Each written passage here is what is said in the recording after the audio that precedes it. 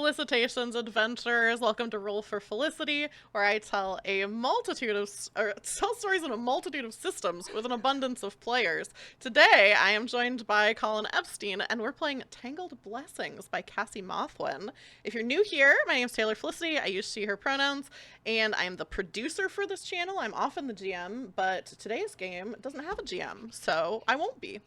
I am going to throw it over to Colin to introduce themselves and answer an icebreaker question for today, which Yes. is, what was your spookiest school experience?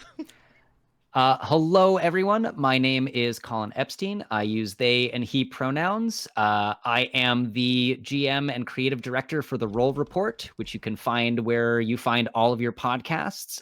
We do D&D and interviews with fun people and all sorts of weird stuff. So check us out. I am super excited and happy to be here. Thank you. Yeah, this game looks amazing, and I am itching to go. I've been trying to think about this because, like, I think schools are kind of inherently creepy and spooky places. You Yeah. know, you put that many young-ish people in an environment that is ripe with horrible children being horrible to each other, and surely they leave some psychic scars in the landscape. Mhm. Um, so I think what I'm reaching back to, my college, our dance building was known to be haunted. This was like the first thing people told me when I showed up and was like, "Hi, I want to dance at your school." And they're like, "Well, you should know." Oh my Uh, gosh. and and there was this like legend that it was maybe the ghost of Hanya Holm or like one of these sort of early modern dance pioneers ish that came through the school at some point. Um, but I was rehearsing like late at night. I was building a piece for our student run show, and all of the lights in the building went out. It was like 9, 10 o'clock in Colorado in the dark. And I'm like looking around, okay, light switches are all on, and we kind of walk up to the front of the building, look out. It's not a power outage. The rest of the campus seems totally fine. And me and the other people in this dance were all looking at each other going, what happened? Did you do that? And then the lights just turned back on. I know there are a million explanations, including old, terrible wiring in buildings that date to like the early 1900s, but like I looked around, I think I was a sophomore or junior at that point. And I looked at like one of my friends who was a freshman. I was like, "Oh, you heard about the ghost here, right?" Cool. Yeah, a random power outage or lights going out in a building that is known to be haunted does feel a little different than just like, oh yeah, it's just an old building. It's yeah. I'm gonna think it was Hanya telling us that she did not approve of what modern dance has become in the however long it's been. Yeah, I think that's a safe assumption. Yeah. My creepy or spooky high school, it's just school experience, is a little bit less supernatural and more just scary to think about, which is that my high Okay. school, so I was homeschooled first of all, so that's already spooky, but um, my my high school rival, I did speech and debate in high school with a homeschooled speech and debate league, which is also very spooky to think about. um, and my high school rival went on to work for Ted Cruz's presidential election campaign. Wow. Wow. Very scary to think about. Yeah. Wow. Yeah. Bonkers. Yeah, I think a significant volunteer position. I don't think that he was like paid for it, but Okay. got a shout out in speeches, so I feel like Is that's that better or worse if you I were don't know. volunteering for this? Yeah, I mean neither are good. Yeah. Yeah. Neither are good, surely.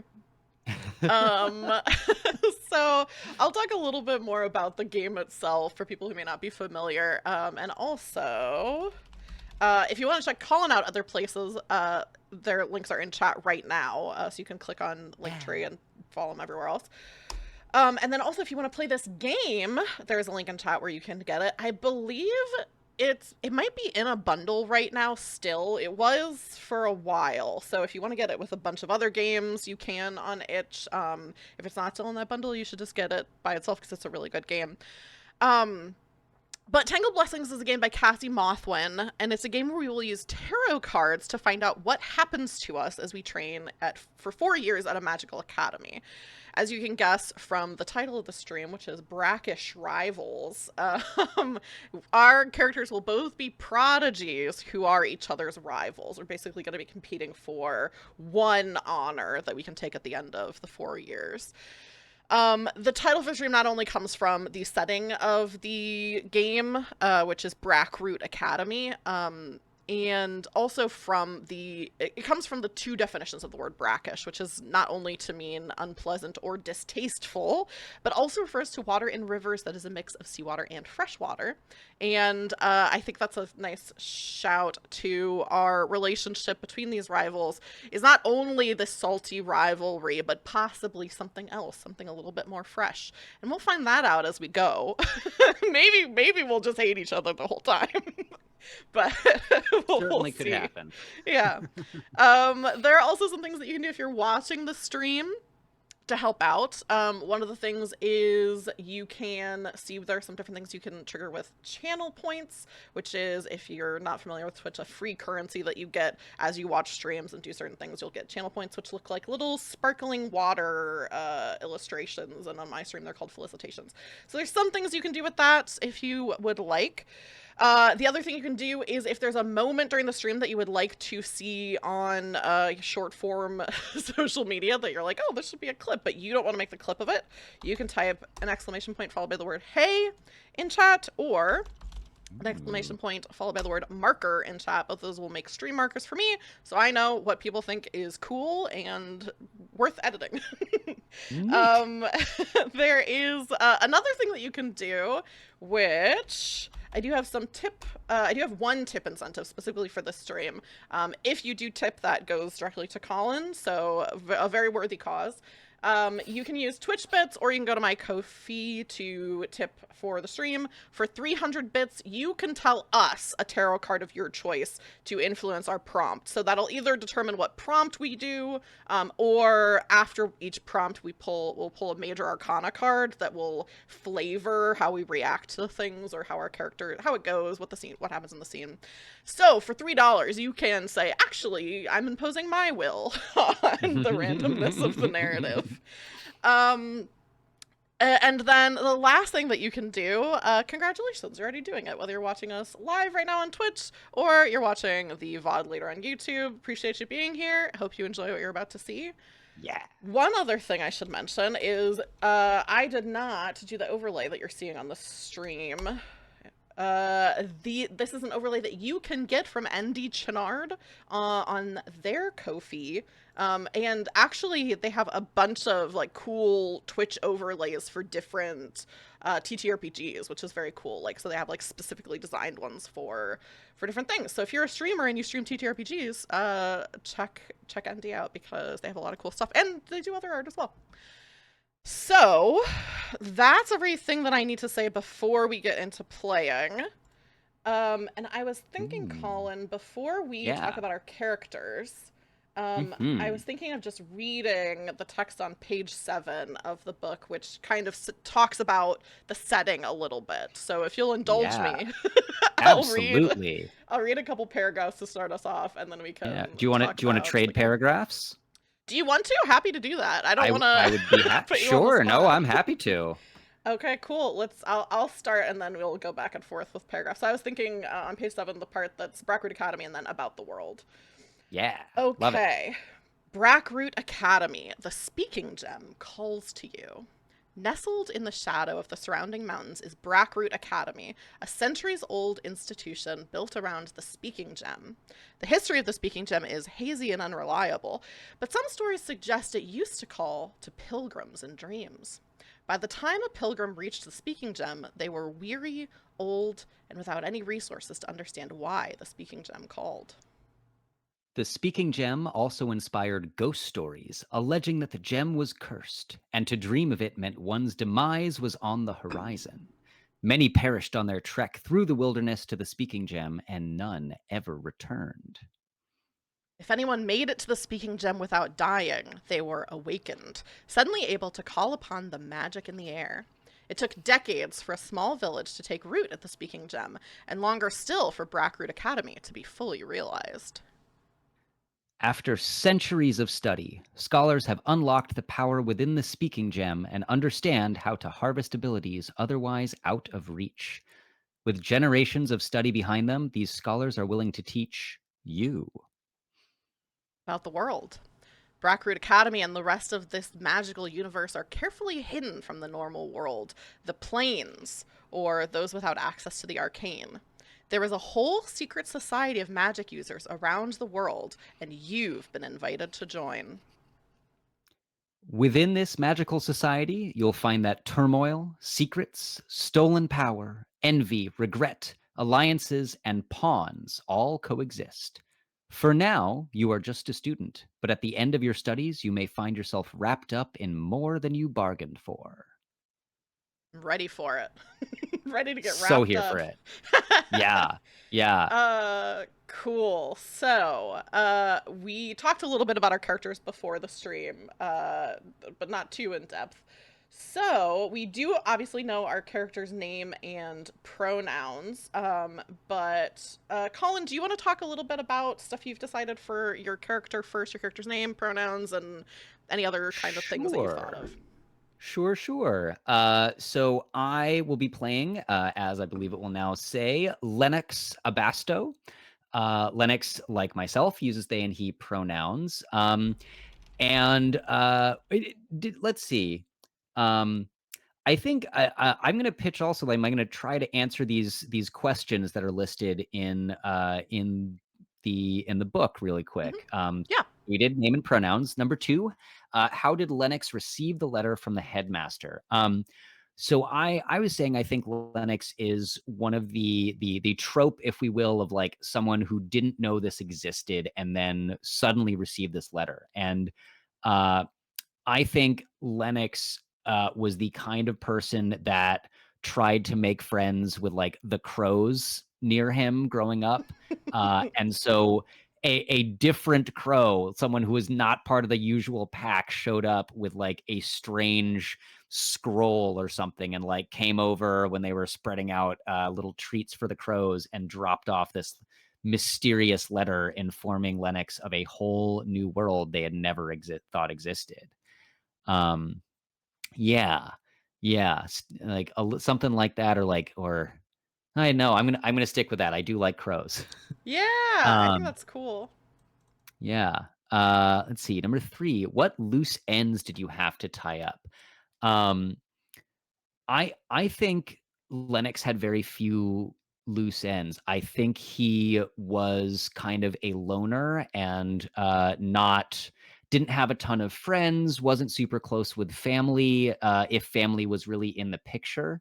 And I think the loose ends was more like, oh, my one friend, like the one person that I actually really connected to, um, probably not even like within the confines of whatever school Lennox was attending, but sort of like the person who owned the nearest bodega or a bodega equivalent. Yeah. That's the person I'm like, hey, I gotta go. You're not gonna see me for a really long time, but thank you for like not freaking out when I was stealing candy for the last 7 years and only paying for like the drink.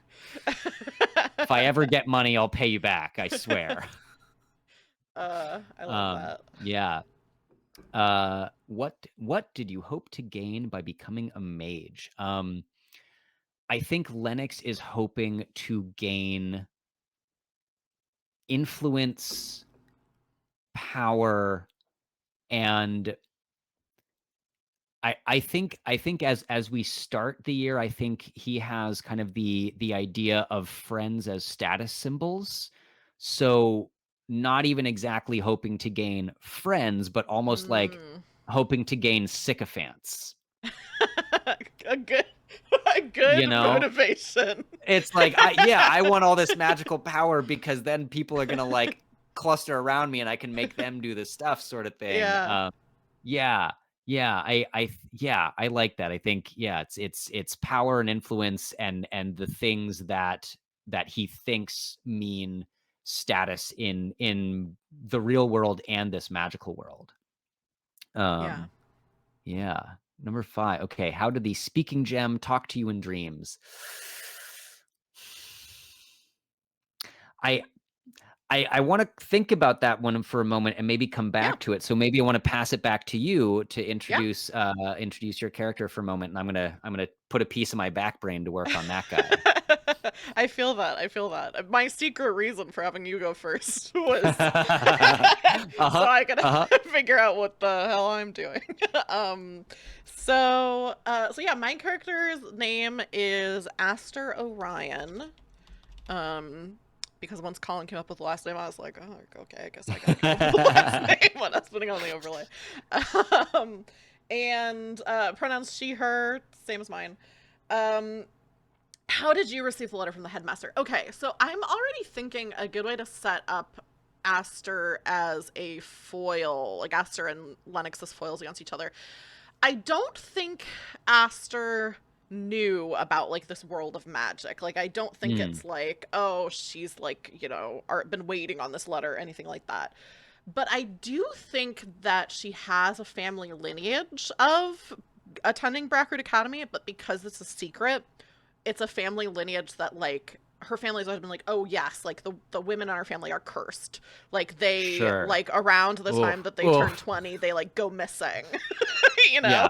Yeah. So I think but I the love the that. normies in the family don't realize that it's just people leaving to go join this magical world and never coming back. Um so I think when Aster gets the letter from the headmaster, it almost is like, oh, this is what's happening in my family. Mhm. And hmm, I think the way she gets it is I think this is such a silly way to do it, but I thought of it, so Yes. I No, think I no, have to no. do We're it. here for the silly. We're so here for it. So I think I was thinking that Aster maybe had some sort of like ability with plants or like interest in plants, that kind of thing. And then I kind of was like, oh, I think it's nice if it's a little bit more specific than that. So I think it's specifically Mhm. tea. Like she makes her own tea blends. So Ooh. she grows plants, but it's like more for the purpose of teas. And so Yeah. I think she works at like a tea shop and like drinks a lot of tea and things like that. And so kind of doesn't super like isn't super invested in it, but like knows how to read tea leaves. So it's like, I don't know if this is real or not, but like I kind of know how to do it. I know like what people do to read tea leaves. um Mhm. and I think so she's at her, at this tea shop that she works at. She's like 20, I think. um is kind of looking in the tea leaves after she finishes, and it like very clearly shows like, look in like this page of this book on the shelf of your tea shop. Mm. Like it's like very Mhm. clearly like the Mhm. title of a book and a page number. No, And not she's that one. One to the left. yeah, yeah. And so she's like, okay, goes over to that book, opens it up, and her letter is tucked inside. It looks like it's been there for 50 years. It's been here for so long. Yeah. So I Yeah. think that's Yeah, how she gets the totally. letter. Um, what loose ends did you have to tie up? I think not Lennox, that's your character's name, Aster. I think Aster has a lot of, was like pretty popular in high school. She's past high school now. Mhm. Um, but still has a lot of friends in the area, even though she didn't end up like going to college. So feels a little bit like maybe stalled out. But so I think thinks about going to like friends and stuff and being like, hey, I'm leaving, blah blah blah, but then thinks about how much more interesting she will seem if she goes missing like all these other women before. Uh-huh. So Uh-huh. even though she knows that she's like not gonna be around, I don't think she really ties up any loose ends. I think she like mainly just like kind of packs up the things that she wants to take Yeah. with her, and just is like, I'm following a family lineage where I'm just gonna disappear and no one will Yeah. know where I am or what's going on. Um, which will make, I think canonically there's summer and winter break, so it'll make she'll have to figure out someplace other than home to go Mhm. Mhm. between the school year, World but traveling. yeah. So yeah, probably like pulled all her money out of her bank account. Like that's the loose end she tied up. Mhm. Is she just is like, I don't Yeah. know, maybe I'll probably need this. What do you hope to Suddenly gain by there's a becoming whole a new mage? currency when you Yeah. arrive. Yeah, it doesn't mean anything. Just Okay, stare I at this wad guess of paper. Damn it. during the summer, I guess I'll use it. Yeah. Um, what do I hope to gain by becoming a mage? I think she just thinks it's cool. Like, she's like, I'm the main character of the story now. Like, Mhm. magic's real.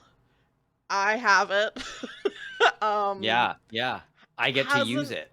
yeah, hasn't really thought about it much past that. I guess maybe not, she's not necessarily like consciously thinking this, but is hoping to get kind of a purpose in life, I think. Like, is feeling a little bit listless as she's in kind of a transition-y period. And so it's like, okay, Mhm. well, this is something that I can for sure do. It's 4 years of my life.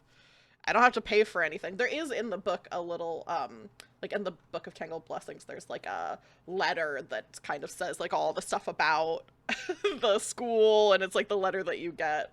And says like you got a full scholarship, includes room and board, healthcare, and meals, as well as a small allowance. So she's like, I'm set. this is Mhm. this is great. Yeah. Um, and then how did the speaking gem talk to you in dreams? I think because the speaking gem, like there's like it mentions that some people would see it as like an omen of like death. I Mhm. think as it gets closer and closer to the time that Aster is leaving, she keeps having more and more, they're always different, but really vivid dreams of different circumstances in which she dies. Like, and I Yeah. think the Yeah. thing that's weird, especially, is people are always like, oh yeah, when you die in dreams, it's just like it ends, like the dream ends before you actually die. Like you know you're gonna die in the dream, but the dream ends. I think as it gets closer and closer to the date, the dream continues on longer and longer past the point in the dream where she dies. So it'll be Mhm. like she'll die and then she'll be like seeing what's happening or like be a ghost or Mhm. like all these different Mhm. things. The Which time lapse is of, like, the decomposition in a tree growing out of her corpse. yeah. Wow. Uh-huh. Yeah. Yeah. So I think it's like Cool. she's trying to be like, that's probably not related to anything. Surely these are unconnected. This is not for me to worry about. That's a dream. And dreams aren't Yeah. real, so it's fine. Yeah. Yeah. But how Yeah. did, so did that give you enough time to think about how the speaking gem talks to you in Yeah. your Yeah. Well, dreams? and something you said gave me a slightly different idea that I like more. So I think Lennox was having dreams, probably again starting with the receipt of the letter or shortly before it. Because I think the introductory letter, the text of it in the book says you have a month to kind of like do all the things and Hmm. wrap it up. So I think starting maybe like a week or two before Lennox received the letter from this crow, I think Lennox began to have increasingly vivid and mildly to very disturbing dreams of what he could do with this power. Right. Ooh. And the way the book is written, to me, it reads as kind of less formal and more, what do you think the magic will let you do? So I think Lennox began Hmm. having dreams that were, initially was just small cantrips, small tricks, little illusions and misdirections to con people out of money, to get things, Hmm. stuff that Lennox hasn't had up to now in their life. And then it's a little more like, well, not only that, but you can completely mind control people. right? You can completely manipulate them to do your bidding. And Yeah. even I think probably at like leading right up to the decision of like, well, now I'm about to leave and I'm going to go to the academy. It is the destructive elements of magic. Like, oh, someone wronged you. That the childhood bully who always kind of at elementary school shoved Lennox on the playground and like made fun of his family or his clothes or whatever it is. It's like find magic can find that person now, and magic can make that person pay in whatever Dang. way in whatever way Lennox sees fit. Um, yeah, I think they're. I don't want to say it's like Lennox the mass murderer by the end of it, but I do think I feel like one of those dreams was like him absolutely killing someone with a fireball Yeah. or something even a little more worse, as he's getting these dreams from the stone, from the gem. Ooh, okay. Can I build off of that? Yes, please. I think the last dream that Aster has, because she's having these dreams of dying and Lennox is having dreams of killing people. I think whatever the culmination, we see the dream from two perspectives. We see Mhm. Lennox being like, I'm carrying out this thing. And we see Aster seeing, I don't think she sees like exactly like, this is what like the person exactly looks like because it's a dream. Yeah. But there's something recognizable in it that later when she meets Lennox, she's going to be like, is that Yes. dream where someone killed me in a fireball? Yes. Is that the dream? Did I kill that person in a dream? Like, Yeah. whoa. Yep. Yep. Cool. Love that. Love I that. love that too. That's Okay, so then amazing. the next thing that we do, so the way that you play this game, which actually I've been keeping a secret from chat, which is if anyone has played Anamnesis or Death of the Author, which are two games that I streamed semi-recently, this game uses the same basic mechanics of those two games. So it uses tarot cards. You separate the tarot cards into their different suits. And then each year you draw from certain suits, and then use the major arcana to supplement that. So the first thing that we do is we have to determine our house assignment. So the houses, this is from the book, the houses are Yeah. not enemies and require each other to operate in harmony. Despite this, conflict does arise, sometimes with violent ends. Students learn their houses by touching the speaking gem and sharing aloud the symbol it shows them. It's possible to lie about what you see, but the speaking gem will always know. So we place Arcana cards 1 through 5 in a small pile, which for people who don't know tarot cards, I believe that is the Magician, the High Priestess, the Empress, the Emperor, and the Hierophant. I was just gonna ask. It does say 1 through 5, so I guess we're leaving the fool out of that as the 0. Yeah, I think Okay. so. Yeah. Um, and I And I then we I wanna pull make to a see which one we're really in. quick plug for this cool Oh, deck yeah, that yeah, I'm yeah. using, Go if for I it. may. I am gonna be playing with the Lubanko Tarot. This is all the back says a fully illustrated 78 card deck exploring the surreal, the intense, the queer, and the divine. So it's super cool. I am very excited to get to use it for this game. And like, just a real quick, here's my emperor. Ooh. Yeah. That's going Okay. to be. But You know so what? I just realized our tarot cards are such funny indications of our characters because I'll show you to contrast my tarot deck and my emperor. My tarot deck is called the Pastel Magic Tarot. So it's, ooh. and the Yes. designs are very like emoji like, or emoji like. So this is mine. It's very simplistic, but I wanted a simple tarot deck to Amazing. learn tarot because sometimes tarot decks I'm like, what is this card? I Oh can't tell. yeah. Well, and like I love how much layers and detail people really try to put into them, but then you're like, there is too much symbolism here. I can I any don't know corner what's of the happening. card could be the thing. Yeah. Yeah. So I feel like Yeah. our tarot decks really uh really lean towards Mhm. Lennox's personality and Aster's I personality, which is I great. I hadn't thought about that, but absolutely. Okay. All Okay. right. Shuffling, shuffling, shuffling. Or doing my best to shuffle the things. Okay, I think I am ready. I got mine. Let's see. Ooh, which one? Which one? Let's go this one. There we go. Okay. All Do right, we do I we got. do the reveal? Yeah. Let's show the camera. Okay. Da, da, One, da, two, three. Do. da. Oh, cool. I got the Hierophant and you've got the Emperor. I Uh, do. okay, let's see what So these that mean. is Ooh. Oh, interesting. Okay, mine's really okay. interesting. Do I you want to read yeah. the description for yours first? Sure, sure. Number 4, the Emperor corresponds to the House of Spires. The Spires are only safe in their tower because of the Panthers who keep guard. The House of Spires represents the connection blades, pens, and spirituality share. The connection that blades, pens, Mm. and spirituality share. While members of this house may only show interest or aptitude in one of the represented icons, they are full members of the Spire.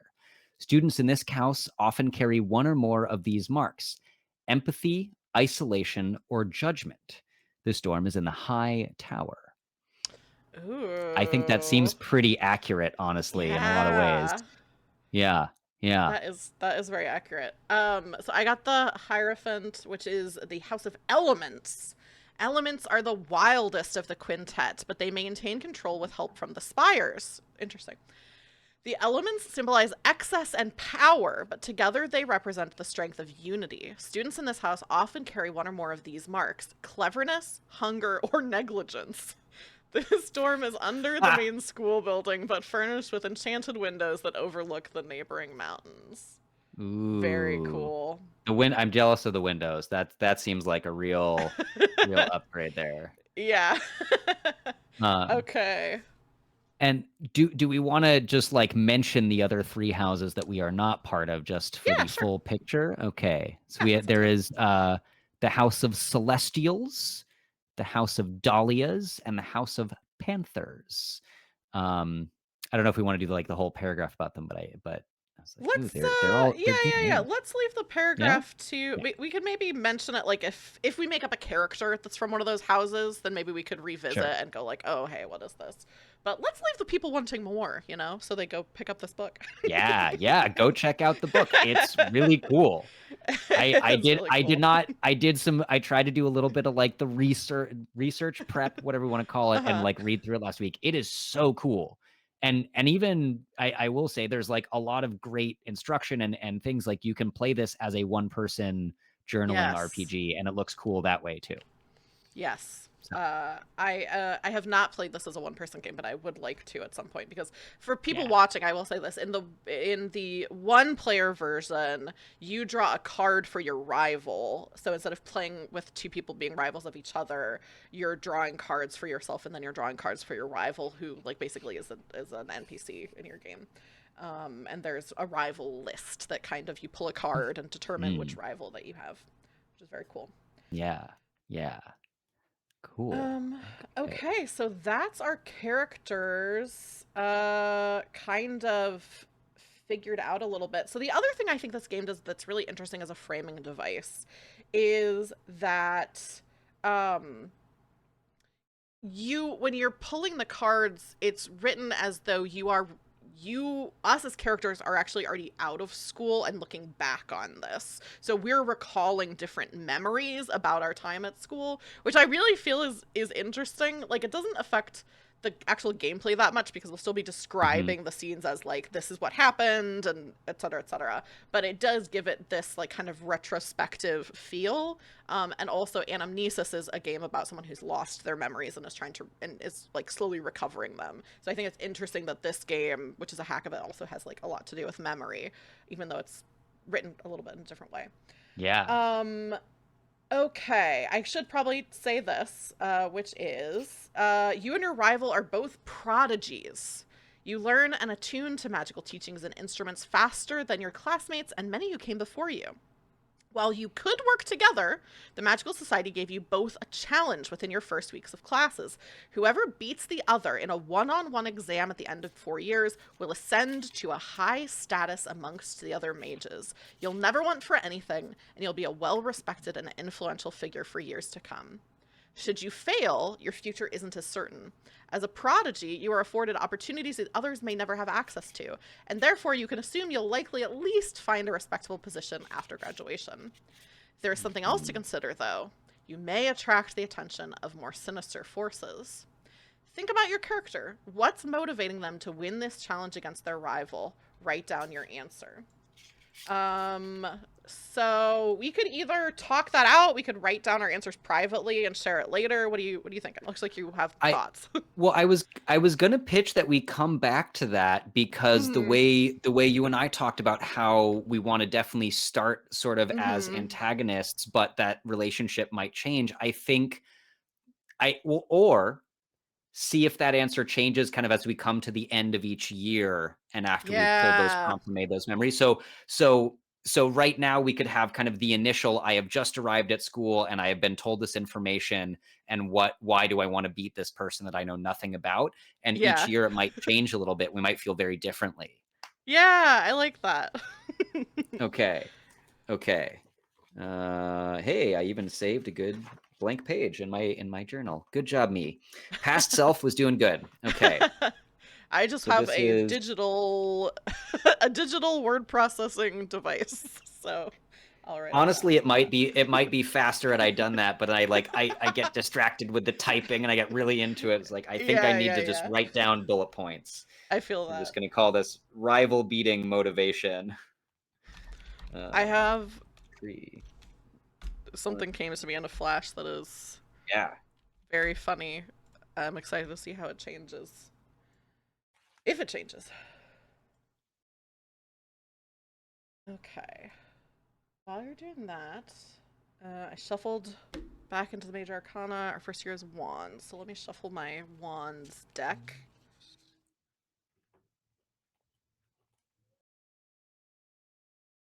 All right. Should we Yes. share what it is, I or should we wait until the end of the year? Yeah, do we want to share what it is? This is the like we have just arrived and been informed that this is happening. Yeah, Sure. sure. I Lennox I think Lennox is again as he enters very in the status symbols of it. So I think initially, being told by the first mentor teacher figure who goes, "Hey, there's this other person who's just as good as you and you're going to have to beat them." I think Lennox immediately is like, "Oh, I am going to beat them. I need to be the best. I need to get all the opportunities and the things Hmm. and whatever magic trinkets and gewgaws you're going to give me. Uh, this is mine.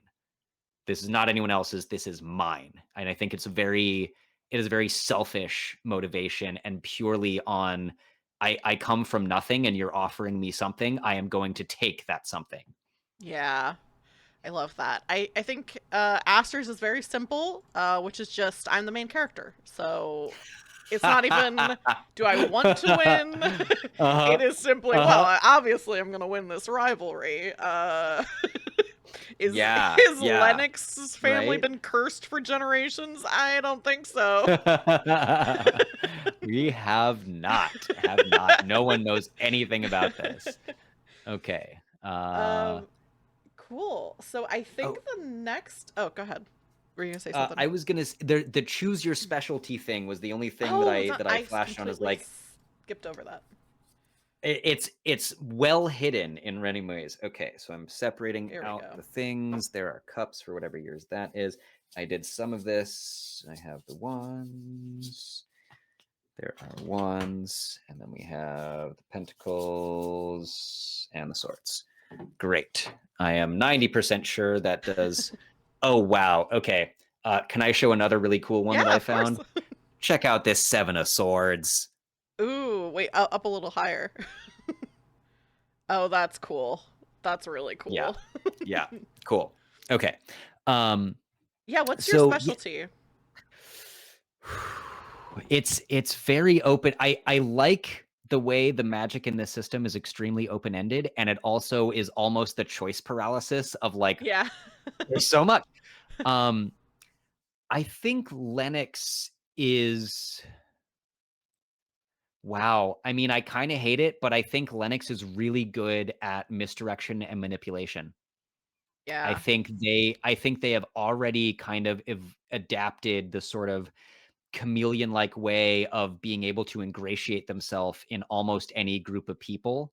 I think they don't do well with, like, really upper crusty, rich, elite, whatever. Like, I think that's still a Mhm. challenge for them to not, sneer the entire time. But I think they're really good at, like, the small illusions and the mental manipulation and memory manipulation sort of things.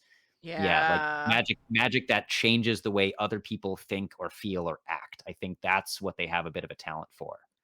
That's cool. Um, I think hmm. I think that Aster's is feels a little more mundane in Mm, the mundane world. And I'm kind of drawing this from in the I don't think this made it to the movie, but in the book, Howl's Moving Castle, mhm. Sophie, the main character, her magic manifests, but spoilers, I guess, for the the book. If you haven't read But it by now, go read it. yeah. She has magic. That's not a huge spoiler. But the way her magic manifests before she realizes it is that she makes these hats and she speaks kind of these affirming things to the hat, and then whoever buys the hat, those things starts happening for them. Oh, So she makes a mhm. hat and she's like, "Oh, you're a very rich hat. Like I'm sure a wealthy lady will buy you." And then the person who buys the hat goes on to have like this Mhm. uh windfall. I couldn't think of the word windfall. Yeah, yeah. So I think it's something similar to that with tea, that Aster working at this tea place will like make blends and kind of be like, oh yeah, this flavor will like do this for you, and this helps with like this medical thing, or this will help you like think more clearly, and it pretty much without fail, people will come back and be like, I can't believe that tea you made for me. Like, I've Yep. had brain fog for like, 6 months, and every time I drink the tea, it clears up. So I think it's Yeah. like not just, I think the magic is a little bit knowing how to combine things, and it is Mhm. like kind of herbology, Yeah. but also a little bit like she's infusing the tea with Yes. other things. Yeah. Well, I mean, there's plenty of herbal medicine and things that exist, but like when you add little juice so it really, really works and can do Yeah. things slightly outside the normal bounds. I love that. Yeah, Yeah. very cool. Um, I Right. think the next thing, unless I skipped over something else, is we get to start drawing cards. I Um, think I was looking, I think there's like several pages of examples, and then I think we go to year one. Okay. so we're going to be drawing 2 cards per year. Since we're playing 2-player, there is like kind of a variant where for a shorter game, you can draw 2 cards per year. So that's what we're going to be doing, and we're going to start with wands. And we will draw the cards at the same time, I think, but choose in which order we want to reveal them and look at the Okay. prompt and those things. Cool. So I'll set mine face down in front of me. I'm gonna And just would you shuffle like these a tiny to bit. go first, or would you like me to go first? Why don't you go for it? I'm gonna give it like 5 more seconds of shuffle just to really mix them Cool. up, and then I will pull two. All right. So I pulled the 9 of wands for my first memory. Oh, I should also read this. Year 1 wands. As a first year, you had a lot to learn. You had days filled with discovery and wonder. To recall how your first year went, draw, in our case, 2 cards from the deck of wands. Keep track of the cards you've drawn, setting them aside, or writing them down when you finish the year. So for 9, my prompt is, you and a partner gave a presentation on the alchemical properties of marble, but afterwards your partner told everyone that you didn't contribute to the project. The other students in class shunned you and refused to hear your side of the story. To prove your knowledge of the subject, the instructor required you give a second presentation. Your solo presentation went over well, but the other students still seemed disinterested in working with you. What did you present over? Who was your original partner, and why do you think they lied? Okay, were you my partner? Or is this too mean Ooh. for Lennox to I have mean, done? honestly, I think that's what Lennox would do in their first year. I think they would absolutely like try to find the ways to get under Aster's skin, and definitely would have tried to like, oh yeah, why don't we be? Hey, I'd make a good lab partner. You know, I can definitely do my share of the work and the Oh notes. no. Yeah, yeah, Yeah. yeah, So and not we'll do this only together. so this wasn't even just a like we randomly ended up as partners and you screwed me over. This was you were like convinced me to be your partner we got to pick. And I then think you said so. she I didn't do think I anything. think Lennox really went for that. Yeah. I love that so much. Okay, so the way this game works is you draw your prompt card, which is from whatever deck the year you're in. And then you draw a major arcana card to kind of color how this resolves or what happens, what else happens with the memory. I'm doing something a little bit different because my tarot cards are very simplistic. But I have a friend recently give me this deck. It's not tarot, but it is an type of oracle card called the Illustrated Herbiary. And so for my major Ooh. arcana, sometimes when I feel the whims, I'm going to pull from this instead because it's just a little bit more detailed. There's more to draw from than my than my pretty simplistic tarot cards. So, ooh, the first card that I pulled to influence this is a plant called Tulsi, which I'm not familiar with. It says you Ooh. are sacred. It's kind of this house with some hands coming out of it.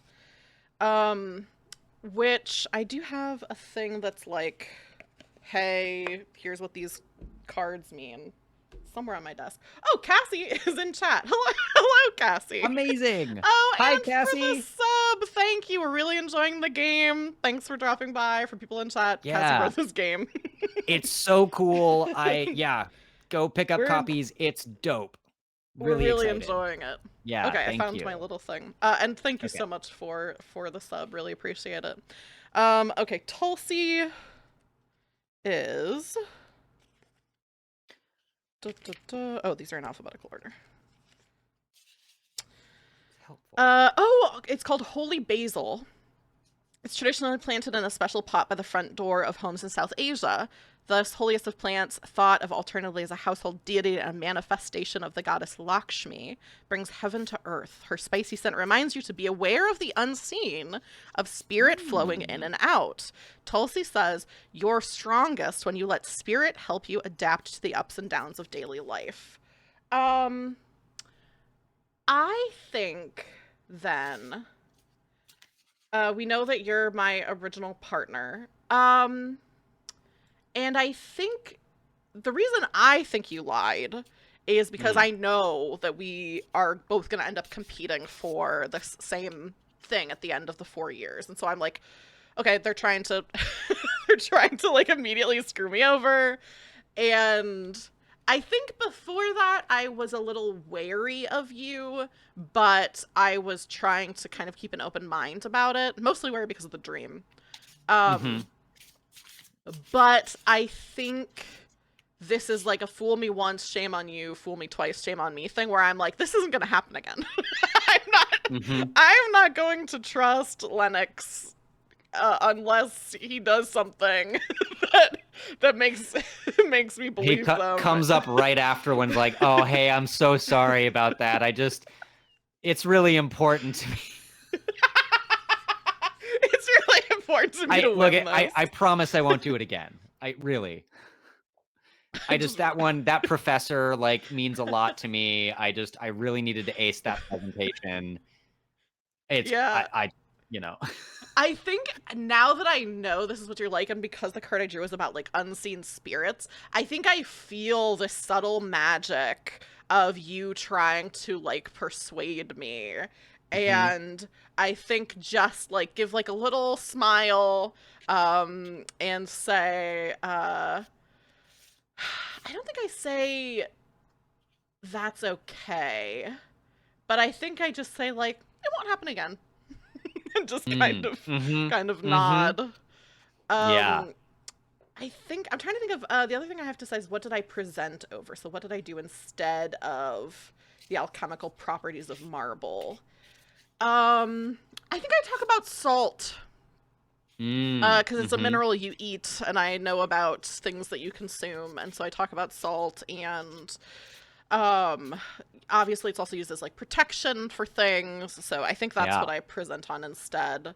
Um, And I think this hits pretty hard for me because, like I said, in high school, I was pretty popular. I don't think I've really had people be like super mean to me or like, I wouldn't even say this is mean. I would say this is cruel. Like, Yes. I Yes, haven't really very had much. someone do something like that to me before and then talk to me like afterwards and seem like so, like, you know, I don't know if sincere It's is the kind right of word. blasé. It's Yeah. blasé, and it's just like, "Oh, man." It I like, I don't know that I, Colin, want Lennox to be so gaslighty as to be like, "Oh, Aster, that was Hmm. all in your head. I don't know what you're Yeah, talking yeah, about." yeah. Like, but I do think that Lennox definitely tries to play most things off like, "Oh, it's not a big deal."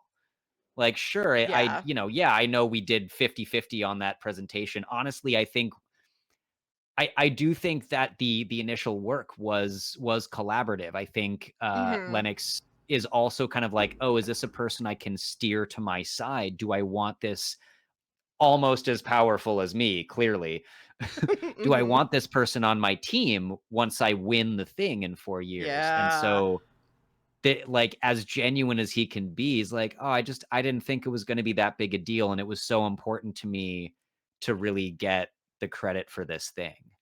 I have a question for But just you.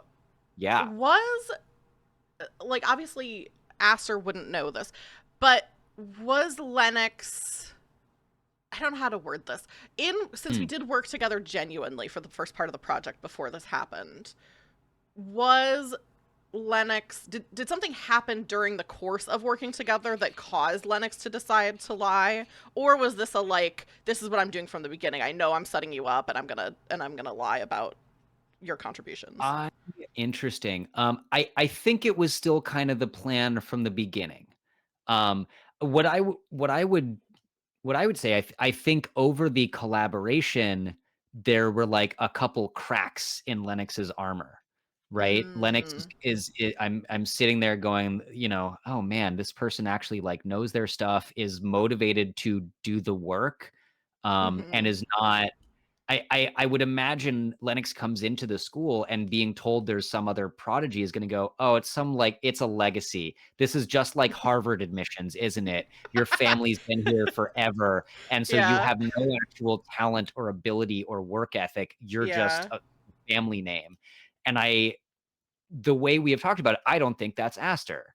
Like, I think Yeah. Aster actually like does the work. Mhm. Maybe has more talent in some areas than others, but like puts in the work. And I think while we were working on this project together, there's some moment like both people bent over books and Lennox just looks up and is having this thought like, shit, actually this person like works as hard as I do and Yeah. is as talented as I am. And I think there's a moment when he considers not doing this thing and then is like, no, I need to see how far I can push them. I need to see if I can like really manipulate this person and get them on my team, not make a team together. Yeah.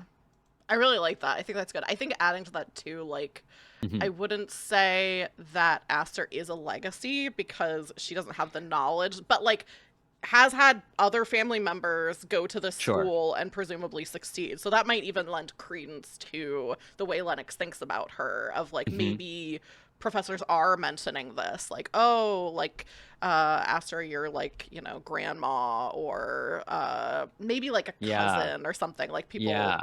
that you know I guess it couldn't be well And maybe grandma that could maybe hey, who's work. to say how old people live in this? Yeah, Yeah, I think Lennox hears this. There's just the offhand, some teacher in class goes, "Oh yeah, you summon small magics just like your eldest cousin did, 20 years yeah, ago." And I think he's going, "Oh, that the whole family's been here. Of course. Of yeah. course." I love that. I think that's Yeah. everything for this prompt. So, do you want to Yeah. reveal your first prompt for today? Sure. Yes, I'm going to make sure I'm on the appropriate page for the thing. Oh yeah. Okay. And I will again show off my wonderful Three Ooh, of Wands. cool. Uh, the Three of Wands. A terrifying exam had you spending late nights alone in the library. What were you studying? Which ghosts haunted your study session? What Ooh, lost mysteries did they carry? Were you afraid? Hmm. ooh. Okay. And let's see. Let's see what the major arcana have to say about this. All right. The Empress. Hmm. I think. Well, okay. The clown in me goes based on kind of looking at this card. I think it was like magical midwifery, Oh. utterly terrifying. I don't know. I don't know. That's the I maybe I'll lean into that. Sure. Yeah, Yeah. magical midwifery. And so it's utterly terrifying because I think, being sort of a loner as they are, Lennox doesn't really have family to draw on for like what is this experience like? How does it work? And I think when we're talking, it's like also animal husbandry. It's like not Yeah. only how do you help humans or humanoids magically assist in birth, but also griffins and weird magical creatures. And there's Yeah. an old medical textbook full of like very detailed illustrations of like the horrible things that can happen when a creature with horns is born like live, you Horrible. know, right?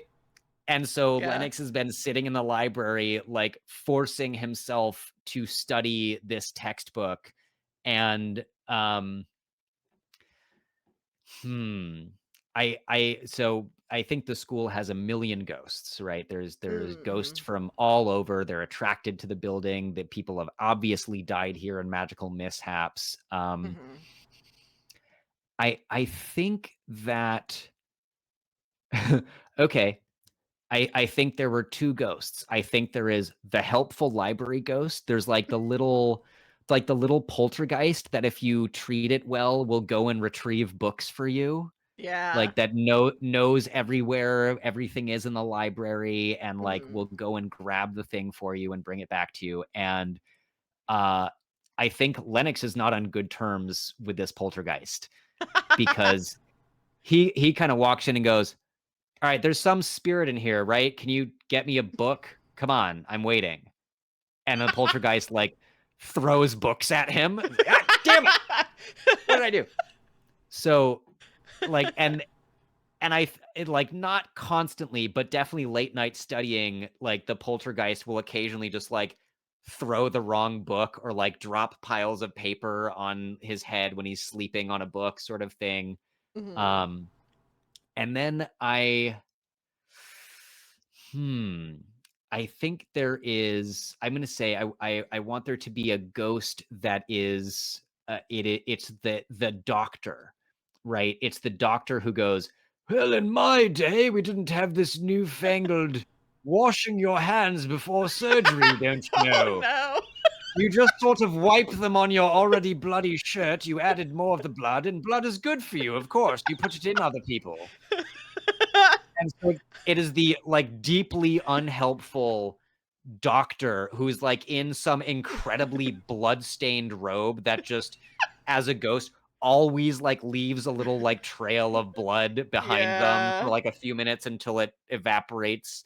Um and he's like trying to help by telling all of the horror stories of the things that went wrong for every Oh time he no. operated on someone. Yeah. And I think Lennox is not exactly afraid of this ghost as much as like deeply terrified of how badly things can go wrong when you try to create new life. Yeah. And this doctor is not helping. Not helping at all. Not at all. Uh, Yeah. I love that. Um, Yeah. so we didn't really I do this with my. Oh, go ahead. Sorry, I didn't mean to cut you off. I was gonna say, did Aster like find Lennox head down in a Yeah. book late at night at least once, surely, Yeah, I right? think at least once. So this is kind of just coming up naturally. I'll also say, uh, as we're doing these scenes, we'll be asking each other questions, even if it's like, obviously this is Lennox's scene, but Aster is always involved in Lennox's memories, and Lennox is always involved in Aster's memories, whether it's they were there or heard about it or something like that. Our our lives are intertwined. Um, Yes. so some of the suggested questions are like, how were they involved? Do they remember? How do they remember the event? Did they hear rumors that made it sound worse? Those types of things. So yeah, I think that. Hmm. I'm trying to decide right now how vengeful Aster is. Because Mm. Mhm. I don't think she's like much of a like messing with people kind of person. Like I don't think she would do something to Lennox except for the fact that Lennox fucked her over. And I'm trying to decide if she's like a living well is the best revenge or if she's going to Mhm. take a moment of pettiness. I think she is a little petty, which is I Okay. think that one of these times that you maybe are like asleep, like you're sitting late into the night and you have your books. I don't think I'm in that class with you, but I think I've heard other students talking about like, oh, this like textbook is Mhm. brutal, like all this different stuff. Um, I think that I kind of flag down the doctor ghost at some point when you're like asleep or not around, maybe even, Mhm. and say, "Oh, I've heard that that Lennox is really enjoying the kind of supplementary tutoring that you're offering him." Uh-huh. Uh-huh. And you know, they're kind of shy, so I don't know if like he would say it to you, but I've heard that it's like super helpful and Lennox is doing really well in this class because of all this insight that you're giving. So I just kind Yep. of like am egging this very unhelpful ghost on. Yep. Yep. Oh, I love that. Yeah. Uh, that's great. I think one of the questions is like, are you scared? Yeah. Like, are I you afraid of these ghosts or is it more of an annoyance? I think it's yeah, I think it's more annoyance. I feel like Lennox is pretty willing to accept that these things exist and are, has probably seen a little bit of shit already. And so yeah, I think that, looking through the textbook and seeing the things that go wrong is like deeply, I could fuck this up. Like Yeah. this is real. I don't think he's scared of the ghosts themselves. I think, Yeah. the poltergeist is an annoyance because he doesn't know how to ask nicely. It's like, you're a servant, right? You just get me the thing. All right, fine, I'll Yeah. get it myself, whatever. And Yeah. I think the doctor is like, especially after Aster has prompted the doctor a little more, he's just like trying desperately to like head down, write my notes. Uh-huh. Really? And then you ripped out his entire spleen accidentally. Huh. Yeah. How do you accidentally remove it? You know what? Never mind. Never mind. I got to study. Oh, I could tell you all about that. Just keeps going more. Reminds me of the other time when I was attempting revolutionary living brain extraction. Did I tell you about that one? Yeah, that's good. That's really Yeah. good. Yeah. Um Cool. okay. Yeah, I think that's me. I think that is the first one. So All right. on Ooh, to your okay. second. Yeah. I will draw my second, which is the Queen of Wands. Ooh. And this prompt, I have to scroll down a little bit. Ooh, you were bruised and injured in a training duel gone wrong, and you struggled to find your magic for several weeks. a professor took pity on you and tried to help you through your training without the magic. How did you cope with this loss? What mental block did you have to overcome to get your magic back? Who hurt you, and was it an accident? Which professor helped you, and did you appreciate their help? I was going to mention this earlier, but then you came up with ghosts so perfectly. This game does have Hmm. some like generation like tables and things like that, and there is one for faculty and staff. There Um, so is. I There is. think There I am is. gonna use that to come up with a professor because I have nothing, Yeah. off the top of my head. Yeah. So you draw a card from the major arcana. Oh, and the other side is student. Okay, I see. Yeah. So I got death, which is Wow. number Okay. 13. Where is this on here? Is that Oh, instructor. in Oh, instructor of necromancy. perfect? That Very apt. makes sense. And their fault is always brings bad news. Ha! And then I will also pull, because there's a separate table for personality and quirk. I'll pull for that too. I got the world, which is 21. Flexible and streetwise, commonly transforms into animals is their quirk. So Wow. Just this is a a little wacky squirrel professor. hops up to you. A little squirrel just goes, "Hey, sorry, you can't go home for winter break. Your family's dead." Ha ha! And like runs away. Yeah, great. Jesus. What a Love great that. professor. I would love to have a teacher like this. Totally. And this is the professor who's comforting me as Yeah. I've lost touch with my magic. Um, Wow. okay. Hmm. Let's I'll pull another major arcana this time for to determine this stuff with this prompt. So, instead of my flowers, I got the Fool, which this is a very Mm. cute card. Um, which there is a little brief major arcana meanings here. The Fool is carelessness, optimism, recklessness, and trickery.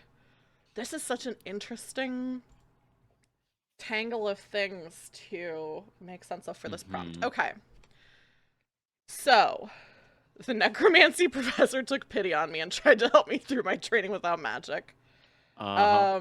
How did I come up with this last one? Okay, well, I guess the first obvious question is was was this a duel with Lennox? It doesn't I have to be, I but I just feel like I I should want to I ask. want to say no in this case. Yeah. I feel like the move for Lennox would have been if he knew about it, like I want to watch. I want to see what Mm, Oscar is capable of with like, it'd be someone that he would consider not on our level. I think yeah. after working together on the project and maybe the other things that have happened, there's like, okay, Aster is not just a legacy, but also hardworking and actually can keep up with me. And so I want to watch her in this duel with, someone that has not been labeled a prodigy to see what's going on and what's happening. And Yeah. And then you see me get my yeah, ass kicked yeah, really yeah. badly. Well, well, is it so it says the duel went wrong. Yeah. Do you think this like normal baseline level mage like cheated or did something like did a Ooh, ward on interesting. the dueling room actually fail and like a spell rebounded in a weird way? You know what I mean? I Yeah. think the way that this has been written, it feels like anything that is just a relatively equal contest of skill between either of our characters and the rest of the school, we should come out on top. Mm-hmm. So I don't think that that needs to be what the case, but that's Yeah, sort yeah, of the way yeah. that I'm reading some of it. So yeah, so I yeah, but I don't know. It is Aster's memory, I think. Yeah, I think it's helpful Yeah. to know that you're watching, that Lennox Yeah. is there to see like, okay, how is this gonna go? I think the thing is, Aster has not put a lot of energy or attention into fighting kind of magic. I don't think that's really her interest, and I think she struggles to work hard on things she's not interested in. Mhm. And so is kind of like and this is supposed to be a pretty even fight. Like, it's somebody else who's kind of supposed to be like at her skill level. But even Yeah. that, they maybe are a little bit hungrier for it than she is. And I think the way that the duel goes wrong, I like the idea that the other person didn't cheat or didn't, like, I think the thing that went wrong is that they were going in really hard on whatever kind Mm. of magic this is. Um, Maybe we're fighting with swords. That seems cool. Like, it's training swords. Like, they're not super sharp, and we have like Yeah. equipment on. And it's Yeah. kind of like Witcher-esque, where it's like, oh yeah, I need you this blast of magic, and we're fighting with these swords. Um, and I think the person who I'm fighting kind of doesn't know their own strength, Hmm. and goes a little too hard, and is a little reckless because I did pull the fool. Um, Hmm. and I think Aster is embarrassed to tap out. So gets to the point where she can't really fight anymore, but doesn't say anything and like tries to keep going. And Hmm. so ends up really getting her ass beat until somebody has to, I think, Yeah. pull the other student off of her because she's not tapping out. The other student is Yeah. like, okay, well, the fight's not over yet, and Hmm. doesn't really realize And how strong they are. yeah, and maybe even the necromancy professor is like, no one's gonna stop this, and like turns into an animal, runs over, and is like, and Yeah. we're done here. You know. Yeah, and yeah, it goes so badly. I think I just completely drain my magical ability. Like, I'm just using everything I Mm. can, and Hmm. I don't know how to pace myself. And I'm not really good at this kind of magic.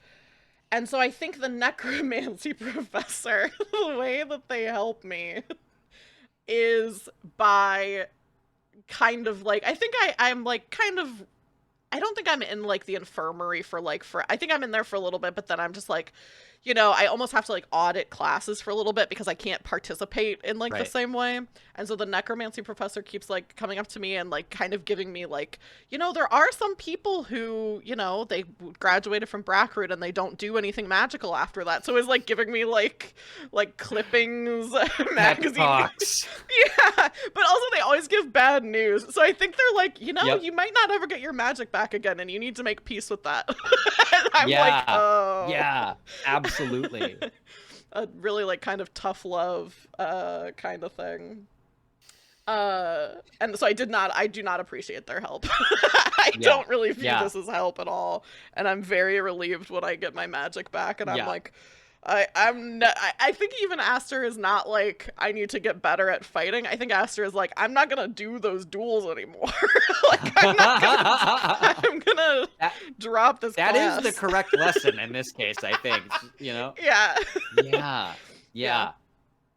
What do you Yeah. think? How do you think Lennox? What is Lennox's perspective watching this fight? I would love to know, like, how he views what happened versus Yeah. like what is happening internally and what he thinks of I Aster afterwards. I think uh so I think there's two things. One, I think he's impressed, right? I think he recognizes, like, I think he would do the same thing. I think Mm. he would, for pride or whatever reason, probably refuse to tap out until it was too late. Mm-hmm. And so has even more of a little crack in the armor, because he's just like, oh, I would have done the exact same. There were, and like the begrudging, like, God damn it, we're more alike than I want to admit. Yeah. And I don't like it. I think especially year one, Lennox does not want to connect with people as much as, again, find the sycophants. Yeah. Um, And I think if he realizes what happened, if he realizes, oh, we have an internal well of energy and it can get Mm. depleted. And Yeah. then I think he would go to the trouble of maybe even stopping by the infirmary, whether I think he would try to do it unseen. I think he would try to do it when Aster was asleep, like late at night, and just kind of go to just take a moment to be like, wow, this she might never get her magic back. What am Yeah. I going to learn from this? I'm going to learn that I need to do what people did to her. I need to never let that happen to me. I should always have my internal reserve, and I should never let anyone see me tap it out completely. Um, Yeah. yeah, so I think it is definitely like more respect, begrudging though it may be, and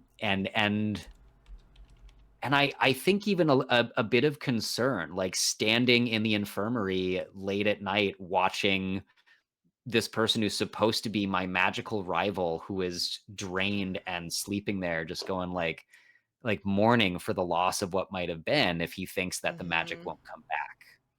Like, Yeah. yeah, I like yeah. that. I'm Mhm. just tabbing over to fantasy name generator to come up with a name for this professor. But I think that's the prompt for Yeah, me. So we can go over to yeah. your last prompt for the year. Okay. Okay, last prompt of year 1 is the Ace of Wands, Ooh. right? I love this, like, almost disembodied hand reaching up. Um, the Ace. Ooh, okay. You attempted portal magic for the first time, and it came naturally to you. Oh. All you Ooh. had to do was envision a place, and you could open a portal. Where did your first portal go? One portal attempt went wrong. What scar did it leave on you, and have you recovered? Ooh. Okay. I like this a lot. I like this a lot. Let's see what major arcana perhaps have to say about this. I like that one. Justice. Ooh.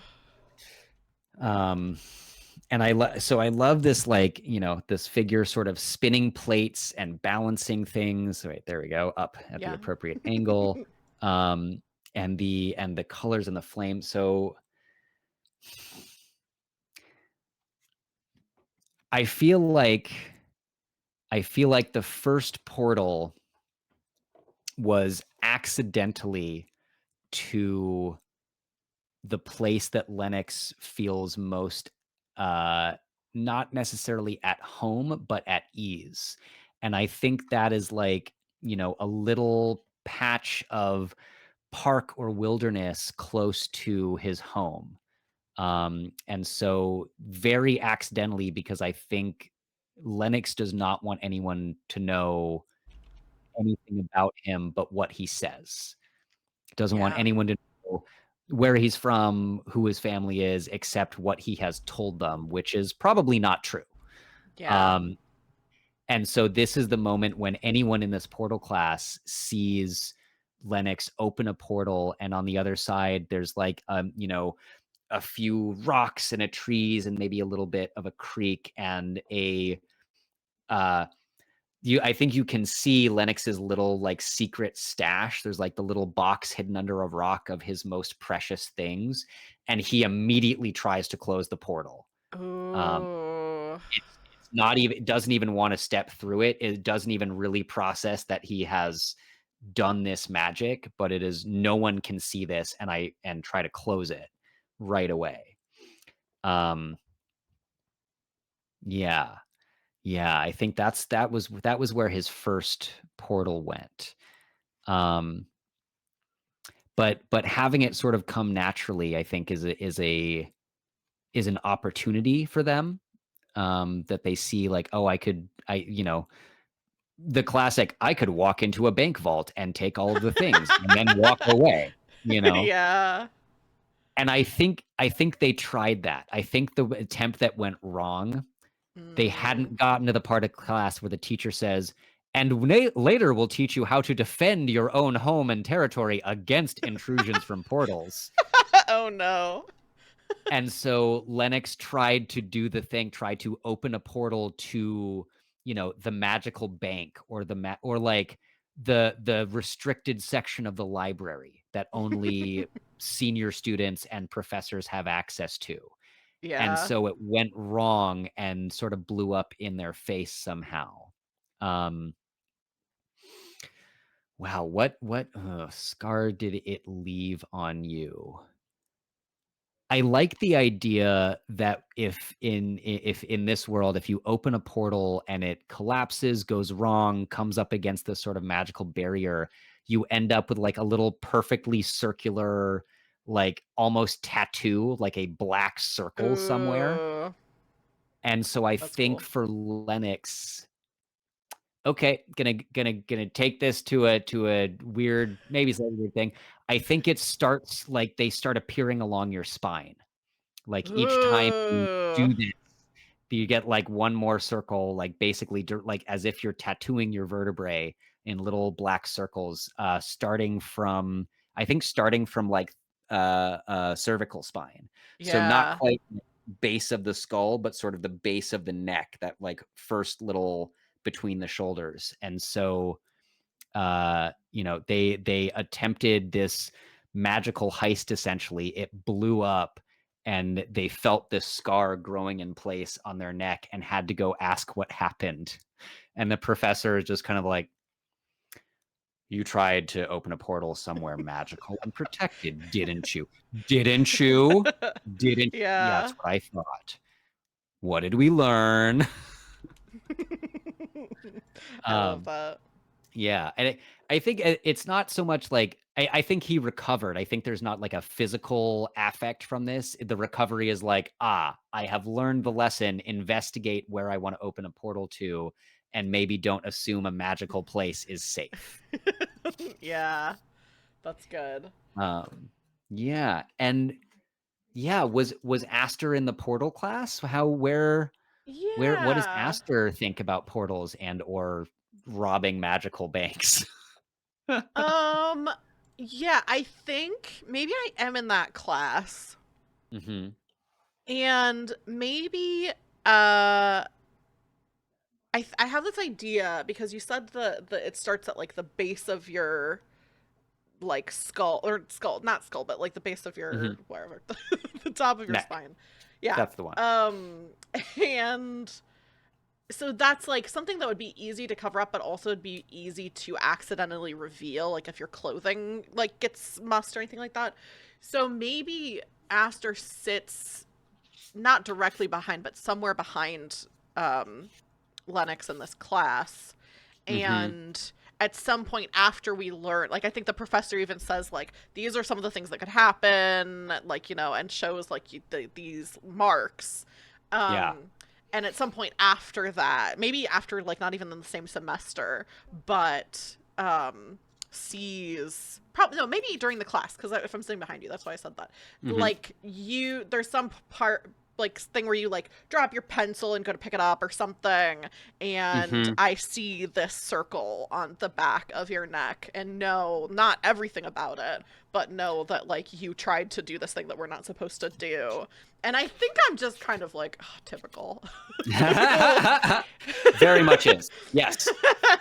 Absolutely.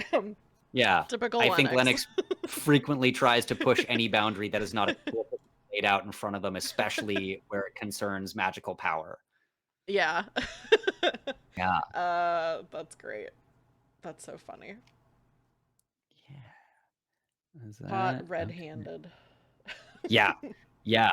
Caught black necked. Black circled. There we go. There we go. Um, Wow.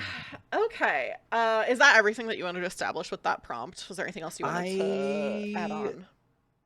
No, I think that's everything. Yeah.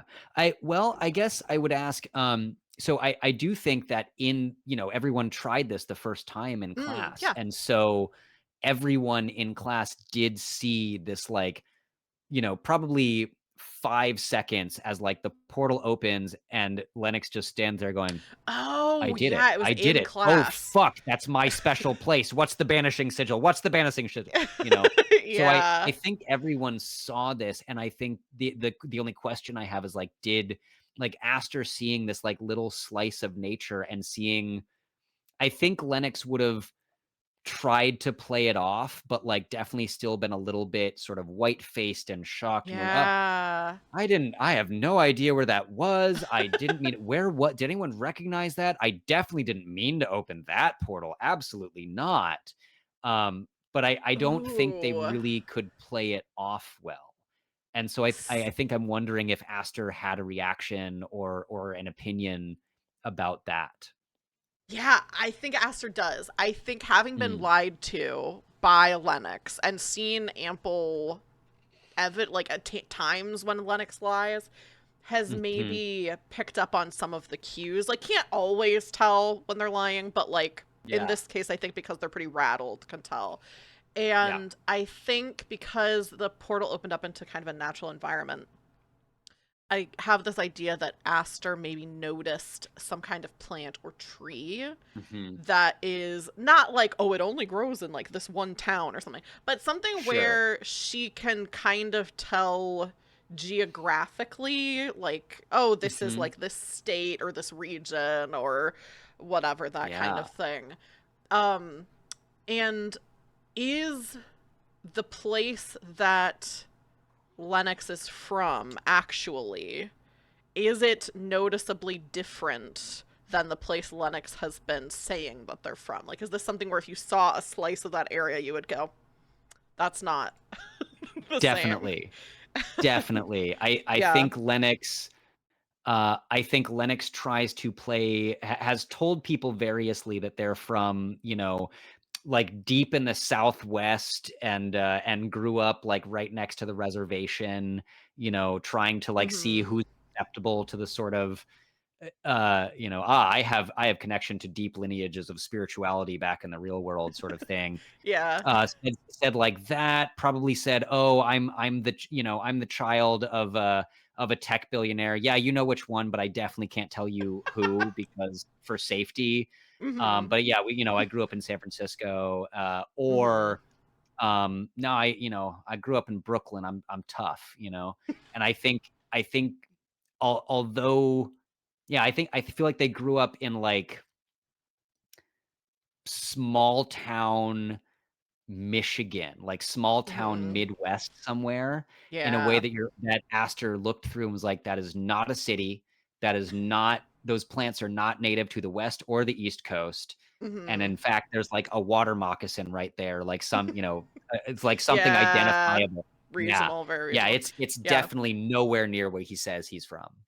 I I like that. I like that you specifically chose Michigan because my characters, like me, are from Ohio unless defined otherwise. So I think Mhm, mhm. I think Aster also from Ohio, so is like, okay, that's some of the stuff is familiar. This is definitely a region that I'm familiar with, even if it's not, Yeah. I can't pinpoint it. And maybe there's some kind of commonality of like a lot of people are like the other people in the class, often their portals are opening to a place that they're from or a place that they're very familiar with. And Yes. so Aster's like, okay, I think I clocked where Lennox is actually Mhm. from in more generalities. Um, so yeah, I think there's a little bit of uh I guess a Yeah. vulnerability there. Because I'm like, okay, I Yes. know one thing for true for sure. Yeah. And would Aster hold on to that as a thing to kind of dangle in front of him? So, Ooh. it is like, "Hey, I know you're not from where you say you're from." But I would imagine Aster would back pocket that, but I also don't know if she would care. Like, to me, Lennox is Yeah. absolutely that kind of person, especially in year 1. He would collect secrets and use them if needed. Yeah, I don't think she's confronting Lennox with it. I think it's more of a thing of when you're around someone who lies a lot, you kind of have to have like a firm like lock Mhm. on here's what's actually true. So I Yes. think at times when Lennox is being particularly convincing in the future, Aster has to be Mhm. like, okay, but they're not from where they say they are, and I know that for sure. So like I know that they're a liar. I have multiple examples of like them being a Yes. liar. So it's not even Yes. like to hold over Lennox, and probably Aster doesn't even really tell anyone because I think she feels bad for Lennox. I think she's like, if someone's acting like this, there's like some stuff going on that like And I feel kind of bad I about. think if Lennox knew that, he would be furious. He is Yeah. very much the like, "No, no, don't pity me. No one should pity me. What are you talking Yeah. about?" Yeah, I think she Yeah. does pity him a little bit. So I don't think Yeah. tells anybody or it's like spreading rumors about it or anything like that, Hmm. but just kind of has it as like a touchstone of like these are things that are true. Hmm. Yeah. Yeah. I like that. Woot.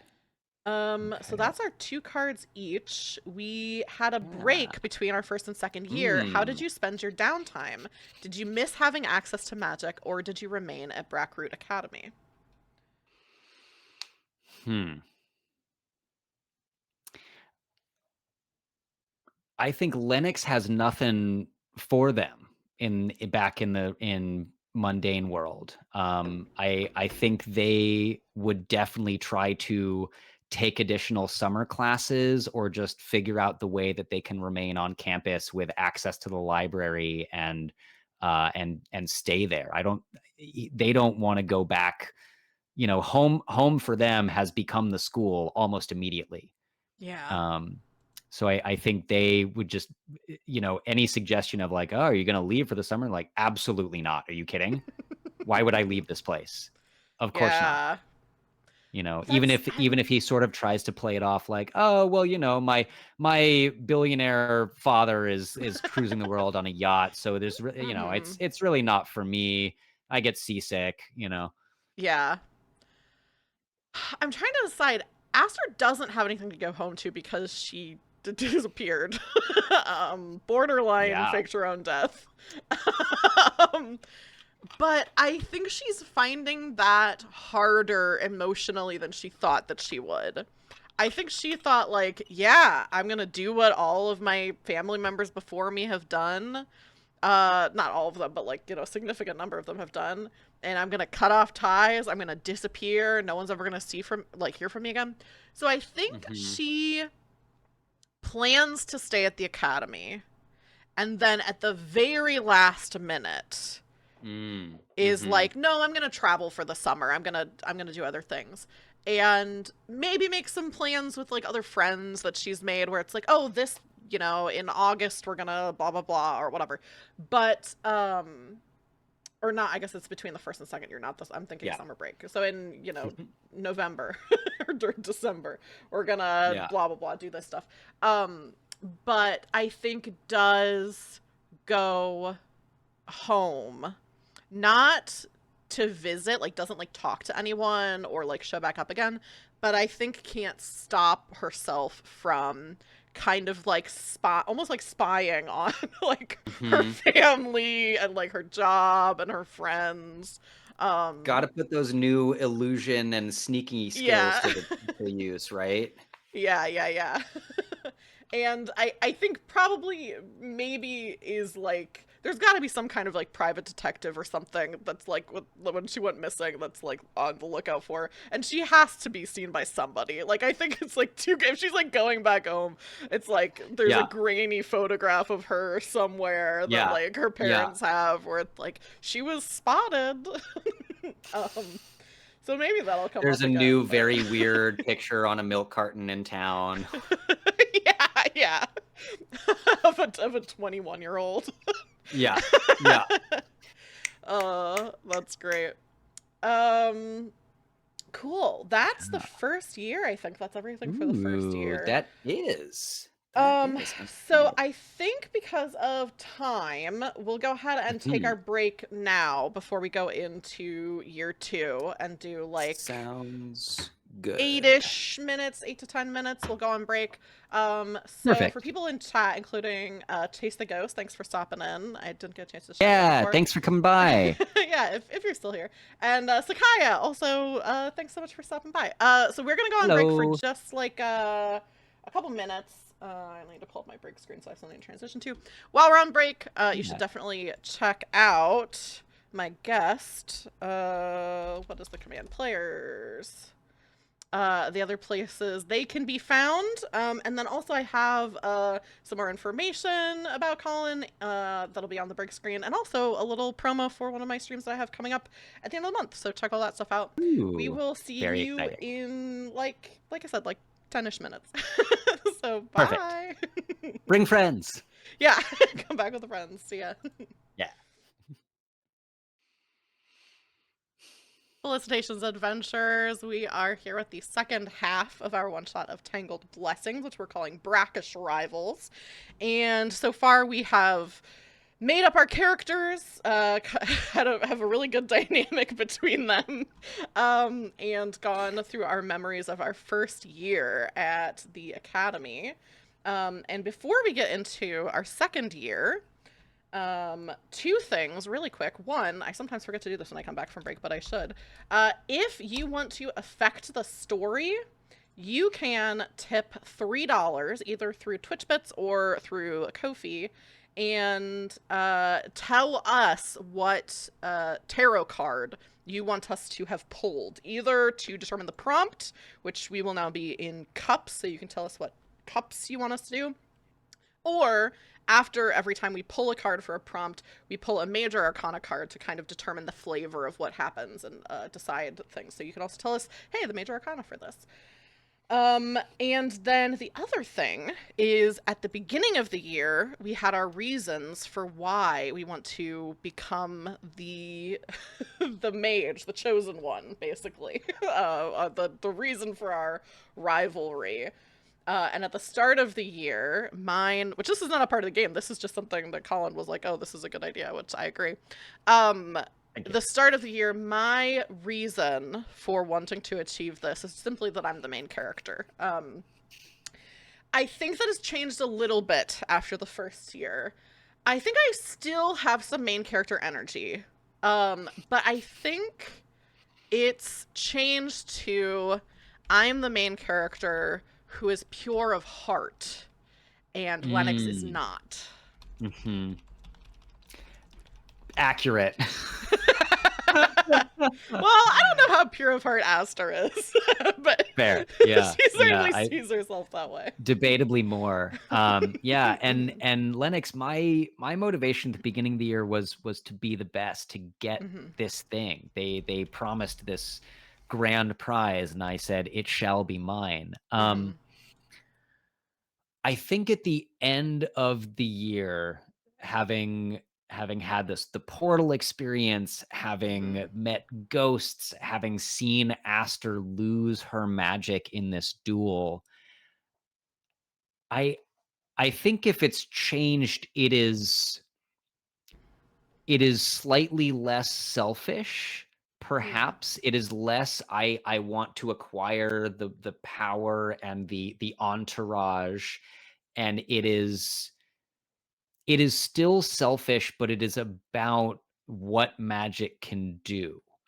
I think they have a taste for the change in reality that is possible, and they want to change reality. So I think it is still very selfish, but it is I want to change the world, and this will give me the power to do that. Yeah. Whether or not it would be in a good way or just in his image is debatable. But it's in his mind, it's almost altruistic Yeah. because he thinks he knows, like many people like in with power or who want to acquire power, he thinks he knows what would be best. Yeah. And he thinks if he wins the duel at the end of the school terms and acquires this, he can affect change in ways that he would consider positive. Yeah. Kind of a Yeah. Thanos. Yeah, yeah, Killmonger. Is Yeah. kind Yeah. of Yeah. also like I think Thanos a little bit because he probably does think, the world is overpopulated, but I Yeah. think he's kind of believes that the systems of inequality should be torn down and the people responsible for them should be punished. Yeah. Like kind of in that vein. So like, yeah, we're Yeah. definitely gonna like every billionaire in the world is going to die once he gets magic because they shouldn't exist, of course. But like, But what yeah. about your dad? What about your San Francisco billionaire dad? Oh god. Yeah, someone will say that and he'll just get the blankest look like, oh Oh. right, that's what I told you. Oh, right. Yeah. Yeah. Cool. I think with that we can get into our second year, which we'll be pulling from cups for these prompts. That says things took a darker turn as you entered your second year. We will draw two cards from the deck of cups. Keep track of the cards we've drawn. So I will draw my two. Cups. There are cups. Last time I think I went first. Do you want to keep going with the same order, or do you want to switch? Either way is fine with me. I'm not too fussed. Let's keep it let's the switch. same order, or I'll get Great. confused. Great. I Same will order. forget that we switched it. Yes. And then All right. I'll be like, we're done. Okay. So I got a 9 again. That's interesting. The Ooh. 9 of cups. Oh, ghost. For several weeks, a ghost followed you from hall to hall, hovering in your peripheral and disappearing when you turned to look. When you finally captured the ghost through magical means, they told you a traitor hunts you. How do you pay the ghost for this information? How do you interpret the message? Ooh. Okay. I'll pull from the Major Arcana to influence this a little bit before I think too much about it. And I pulled, ooh, the moon. I love this little card. And the brief Major Arcana meaning for the moon, which is, oh gosh, Roman numerals. 18. Instability, anxiety, enemies, darkness, and rest. So it's interesting that I pulled enemies. Kind of tracks with the being hunted by a traitor. Yeah. I think I assume it's you, but I don't think it actually is. So this ghost is like, you've got a traitor following you. Oh my gosh, I just realized what it is. I think that it's you. Of course.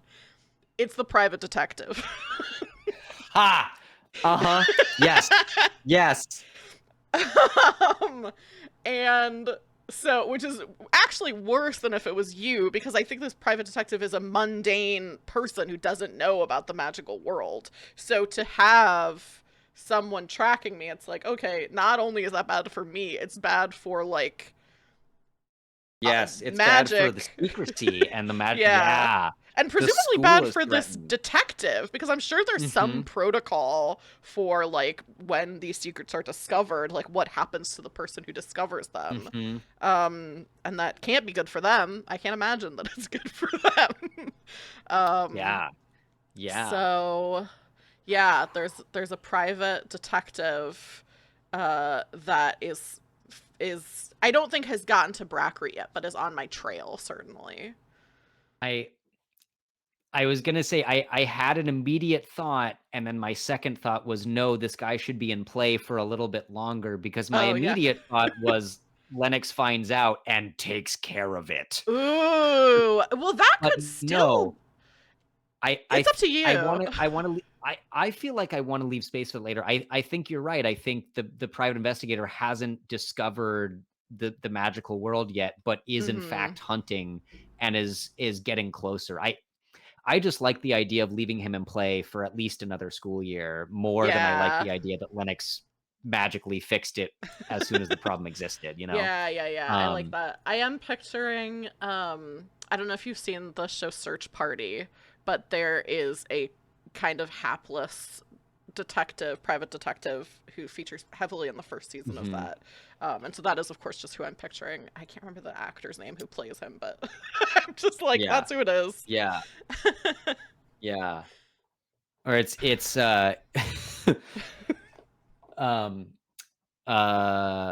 wow, major brain fart. Jeff Bridges, Lebowski.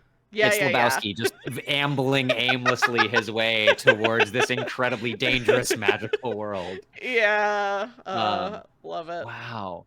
Yeah. So one of the questions is, how do you pay the ghost for this information? And I don't know what I would possibly do. I wonder if that's where Lennox might be able to help. If they're I want to say we almost need to contrive or figure out the reason that Lennox found out about this at all. Yeah. If, this was a mutual late night study session and the ghost shows up and Astra's like, God damn it, not again, and not in front of this guy. Oh, Right. yeah, maybe. I don't know if this is what you were thinking. Maybe it is in Mhm. the library. Maybe it is this doctor ghost that like comes up and it is Yes. telling me, but like maybe the reason why you overhear it is because you're hiding somewhere nearby. Like you came to the library ahead of me, Mhm. saw this doctor and Mhm. was like, I hate that guy. I'm Got gonna it. How hide do I've somewhere. learned how to avoid ghosts by now after he talked to me so much during that first year. Yeah. And so it's like That the was thing of like peeking through like the uh-huh. bookcase or something and overhearing someone Uh-huh. telling me there's you have a traitor on your trail and me just being like, ah, of course. I Um I think that I think that Lennox doesn't really want Aster. I think we are both smart enough that Lennox would be like, "Fuck, she thinks it's me." yeah. And it is. It is, but not in the way you think. And I need to play the longer game here.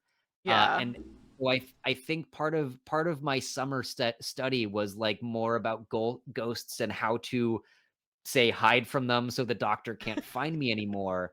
And I Mhm. came across a thing that's like, oh, if they volunteer information, you give them copper coins from a dead man's eyes, and that is Mm. some sort of valuable currency for them in this magic. And so Mhm.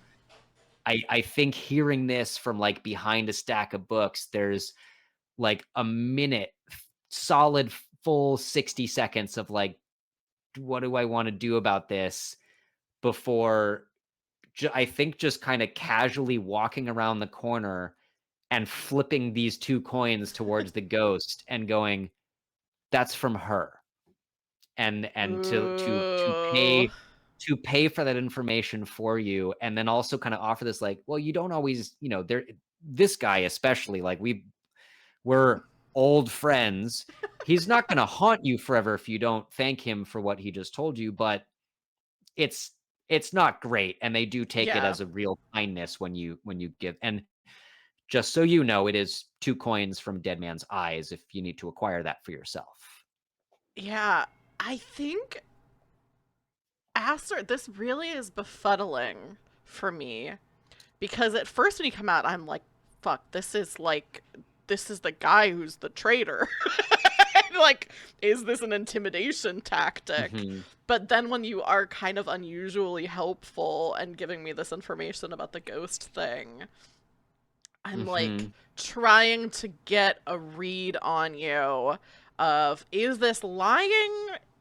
Are they trying to like throw me off? Is this like a mind game? But I think it, regardless of all of that, I can tell that the coin thing is true Yeah.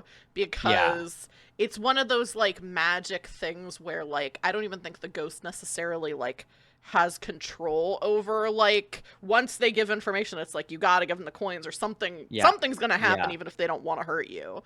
And I Yeah. He feel didn't this even need to like catch them. You flip the coins in the air and yeah. just like right it and like attach to him somehow. Yeah. Yeah. So I can tell that that's true at least. And so I kind of like I'm looking at you and to say, "Okay, thanks. How much how much of that did you hear?" Oh, sounds like you have someone close to you who's not as close as you think. Hmm. And I And yeah. I just really didn't want you to think it was me after the whole thing with the presentation last year. I am sorry about that. I guess you couldn't be the traitor because I don't trust you. And for someone to betray you, there has to be a level of trust. You know, that's fair. That's fair. I suppose I haven't really given you a lot of reason to, but well, it's a new year. I'd like to think we both have grown a little bit. I would love for that to be the case. I think I I guess put my hand out very tentatively for like a shake and say, truce?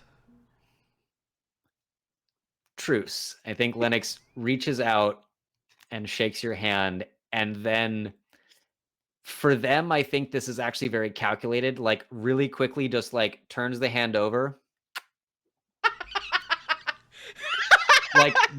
Like, in the it's like I think because it's him, it's, like, obviously, like, the tiniest bit creepy, and he did not really ask first, but he tries to do it in the least creepy way possible. Yeah. I think Aster definitely, like, it's not like that weird to do. Like, it's kind of weird too, but it's like we're wizards, so like wizards do Yeah. weird stuff. But I think Aster does get the ick. It's just like, why did they do that? That's so weird. I I don't know that they know. I think if I think they, like, run away, like, make an ex sort of excuse and run Just away, immediately turn around. and then kind of, like, vanish back to the opposite corner of the library, and over the next, like, hour and a half as they think about it, I think they convinced themselves it was always keep them guessing, always keep them guessing. I Yeah. don't know if that's true, but I think that's what they convinced themselves of. It's definitely a thing where Aster is like talking to her friends like off and on later and is like, Lennox did this thing, like what does this mean? Like Mhm. is that we called a truce and then they kissed my hand? Like Yeah. what is this? What, and all of my friends are just like, that's weird. There's no explanation for that other I than it's just kind of a weird thing to do. I think Lennox describes it to, again, not friends, hangers on.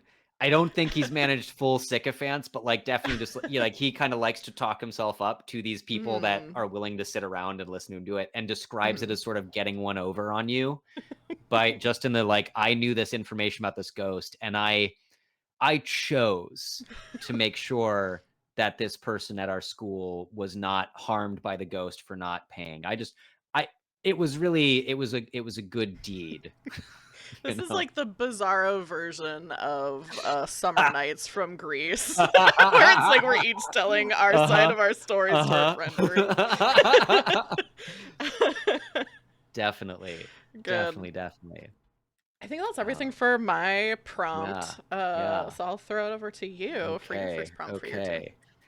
I drew the 7 of cups.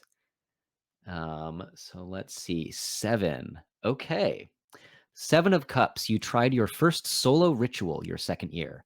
After 12 hours of chanting by candlelight without stopping, the ritual worked. Which of these did you perform and what happened as a result?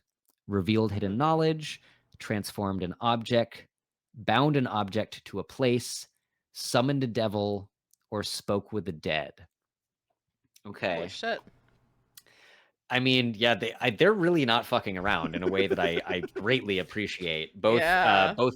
Both Cassie Mothwin in this book and Lennox in this case, definitely not fucking Yeah. around. So let's see. You bit of a recurring theme in the Ooh. second year, drawing Yeah. justice. So I think Lennox is trying to correct something that is they feel is wrong. And so Mm. I think it's either it's either revealing hidden knowledge, summoning a devil, or speaking with dead. I don't think transforming an object or putting an object in a place is the thing. Hmm. I think they spent 12 hours of this ritual. I think they were trying to speak. No, no. I think they were summoning a devil, and I think they were trying to then figure out if they can set it loose or have it target someone in the Ooh. mundane world who deserves it. Again, I think in Yeah. their mind, they're like, some people deserve what is coming to them, and what is coming to them is me. Yeah. Um, and I think this is a big enough thing that it is it's again, it's like it's a systemic thing. It's less the bully from my elementary school. It is like Hmm. uh Well, okay. I'm gonna lean Don't into a say thing. don't say a No, real person. no, That's no, the no, only no real person, no real person. But conceptually, I think conceptually what they are doing is they are trying to uh correct gerrymandering Ooh. because they that will help. Yeah, yeah, yeah. So they're summoning I a was devil just and telling it to go like terrify a redistricting committee into like doing fair districts in, you know what? I don't know, Wisconsin. yeah. And I'm sure it does not go well. I don't know what happens, but I'm sure it's not what they think. But this is a test for them of how to use magical power to Mhm. in a more subtle way. Subtle versus like Having a declaring devil himself the show up. magical emperor of the world, you know. Yeah. Oh yes, yeah, 9 foot tall, something with horns and like a whip and like blazing fiery skin, just like show up. That's very subtle. Yeah. Um, yeah, so I think they spend 12 hours trying to summon a devil and have it go like scare To people into Wisconsin. doing what he thinks is the right thing. You've said the perfect thing to make me completely identify with Lennox. um, I used to do a lot of like local political work, and a lot of it was related to redistricting. So you I you mean, said the it's magic important. words. Yeah. Suddenly, I'm like, maybe Lennox is right. Maybe if I could I summon a devil or a demon to get people to have fair districts, maybe I would do that. yeah. Yeah, you know, again, he thinks he's doing the right thing. I think Hmm. that's what keeps him true to some of his convictions, even if some of them are having some cracks in them at this point. Yeah, Um, yeah, that's really yeah. good. How does it go? Like, is the devil you were hoping for? Like, are you able to do the thing that you summoned it for? Like, is it able to go to the place that you want it to go to? I think it is. I think the better. Well, I guess if I want Lennox to learn from it, I think it goes very poorly. In that the ritual is successful, and I do manage to summon a devil. It is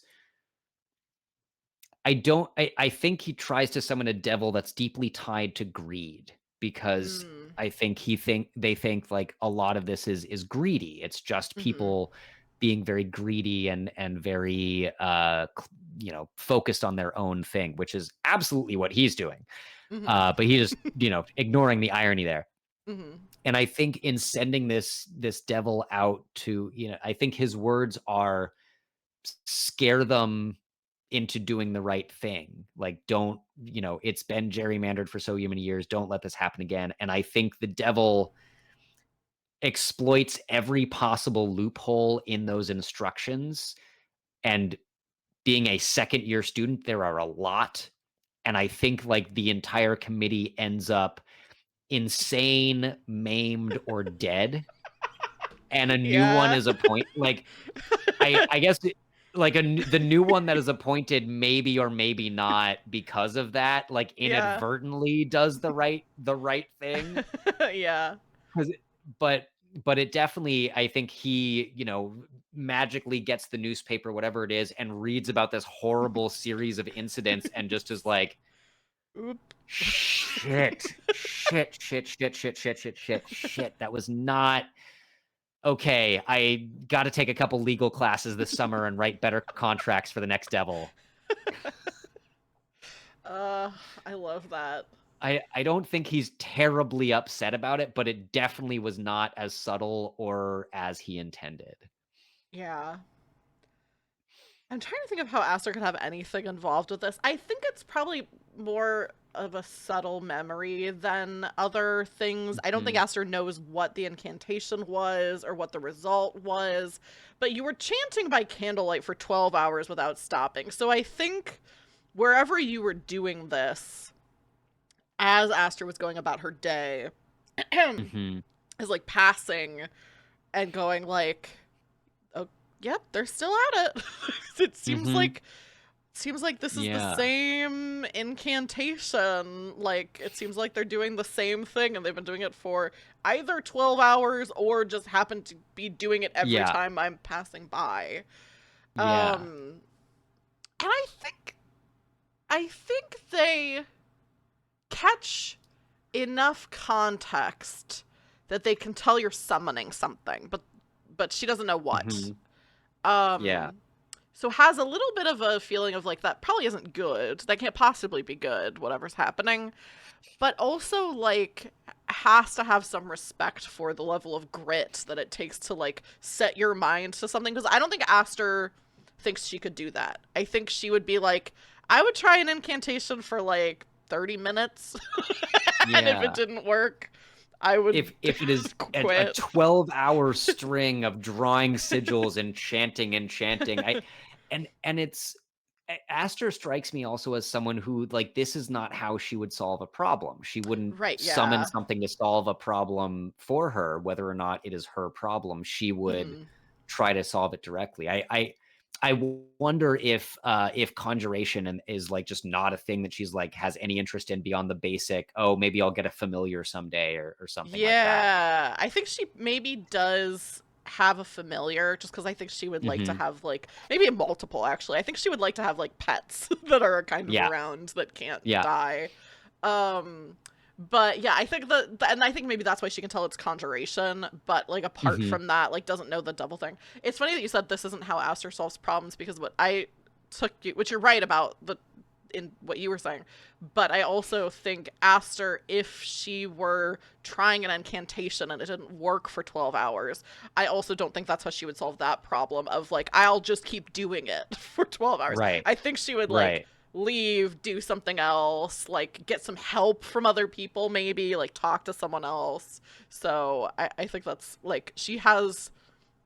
I think it's one of those things where you see someone doing something in a really different way than you would do it. And there's a part of like, that's wild that they're doing that, but also like a little bit of respect, because it's like, that's an amount of grit that I don't have. And like, Hmm. Aster has some grit, but not to that degree, I don't think. Yeah, yeah. I love that. Love a devil summoning. Hmm. Also, hello, Melanie in chat, who just Hi, arrived. Hello, Melanie. Melanie.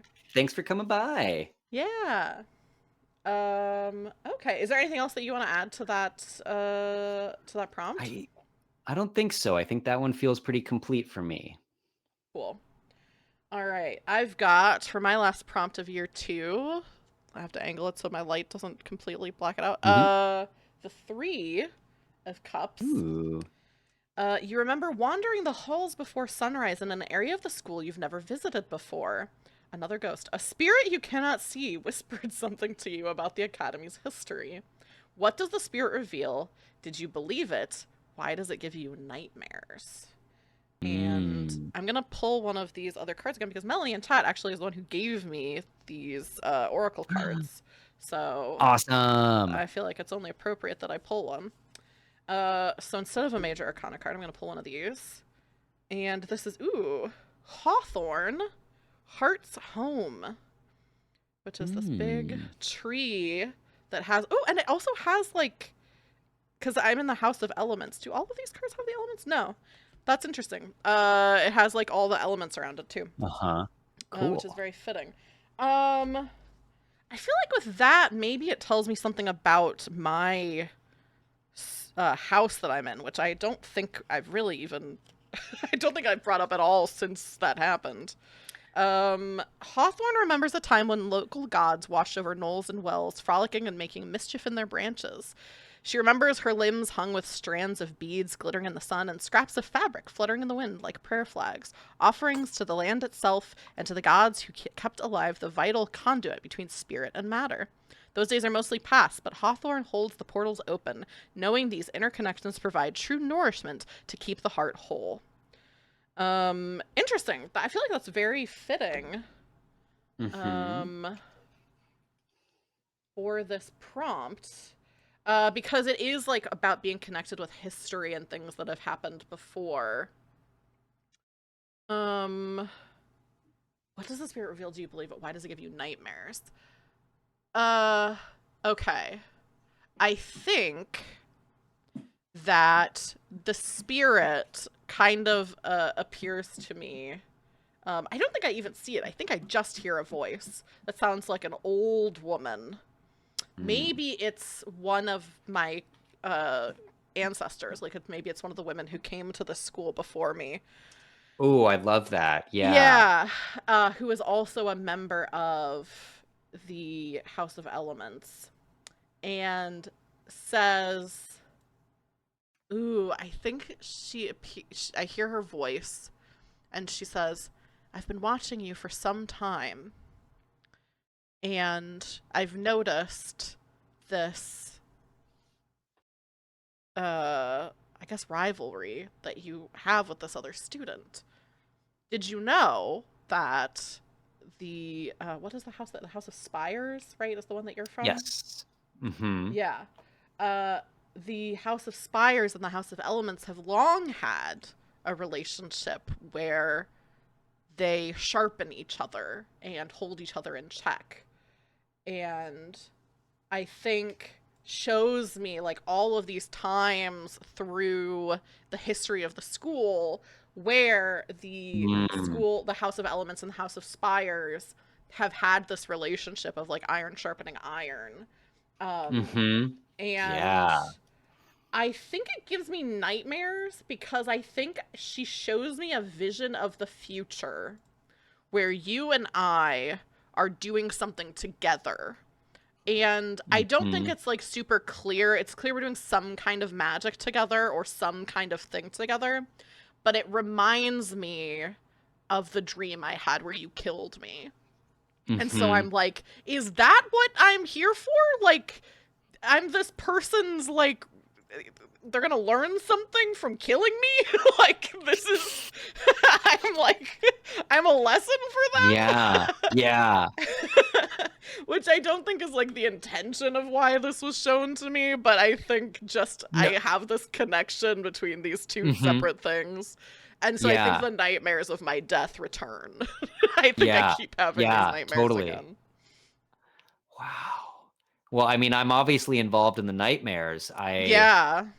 This is another one that, like, if we had drawn the same house card, it would be easier to say, "Oh, I heard some of this," I think. Hmm.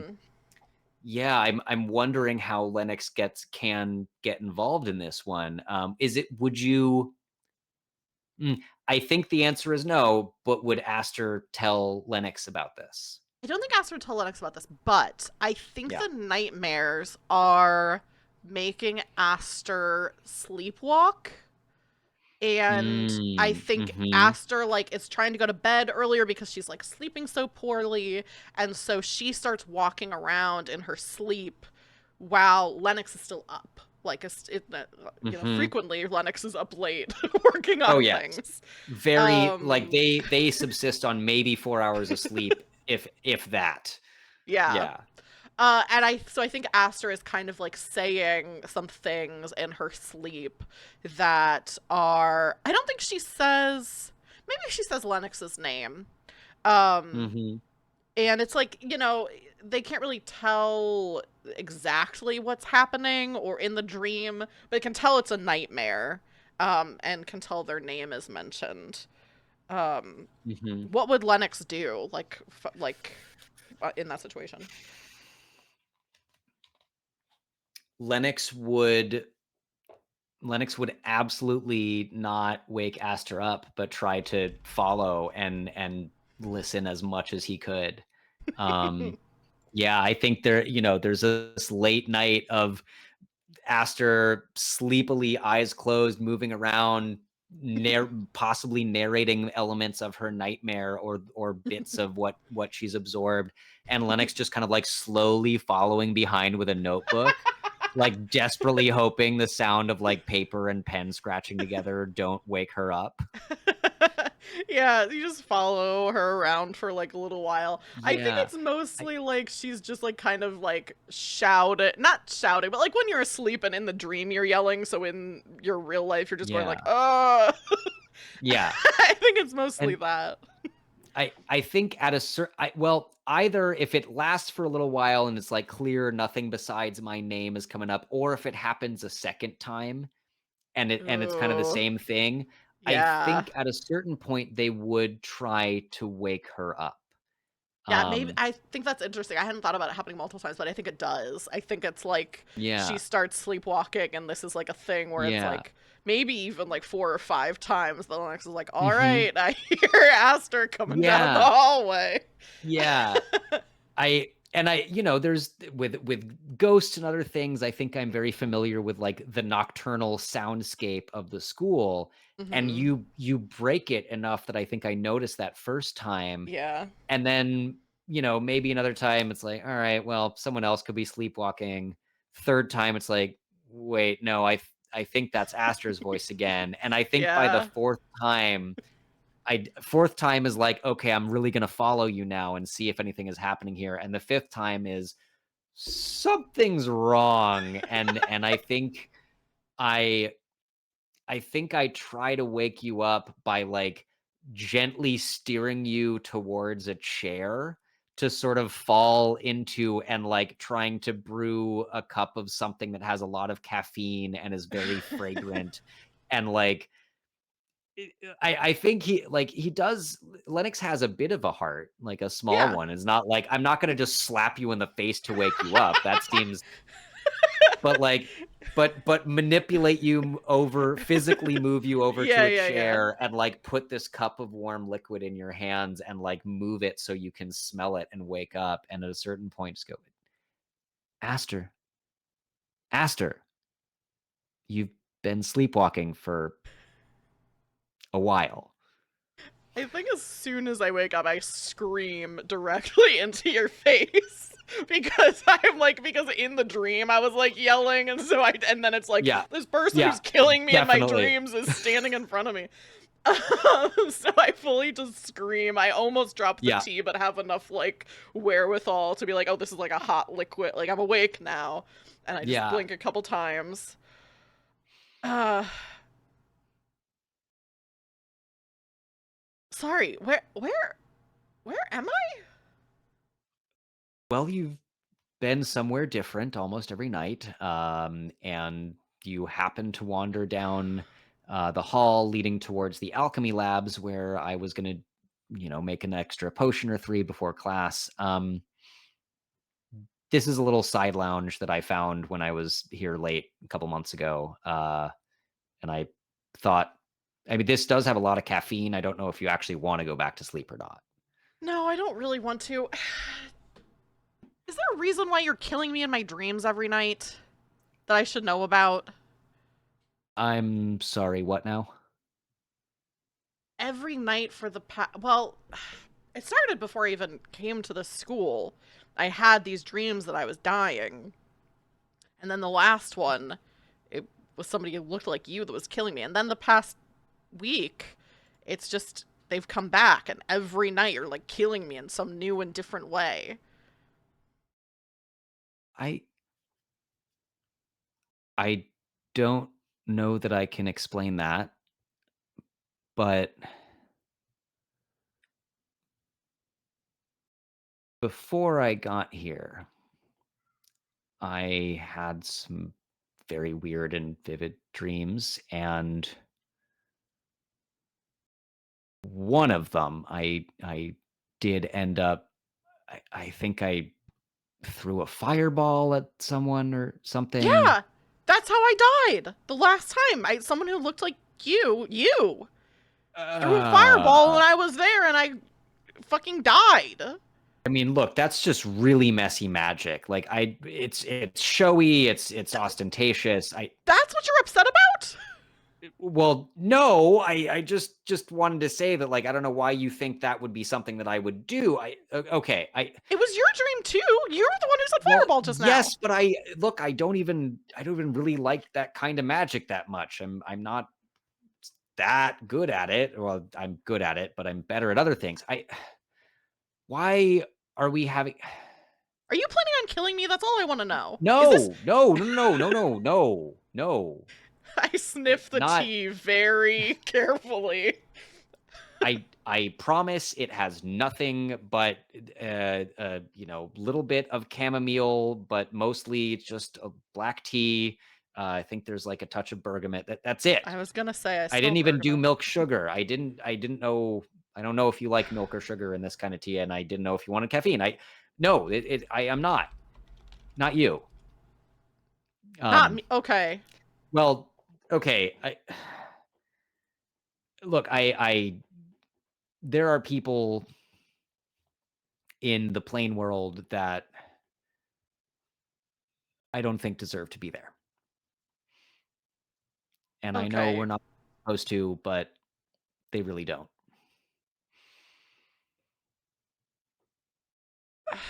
I don't.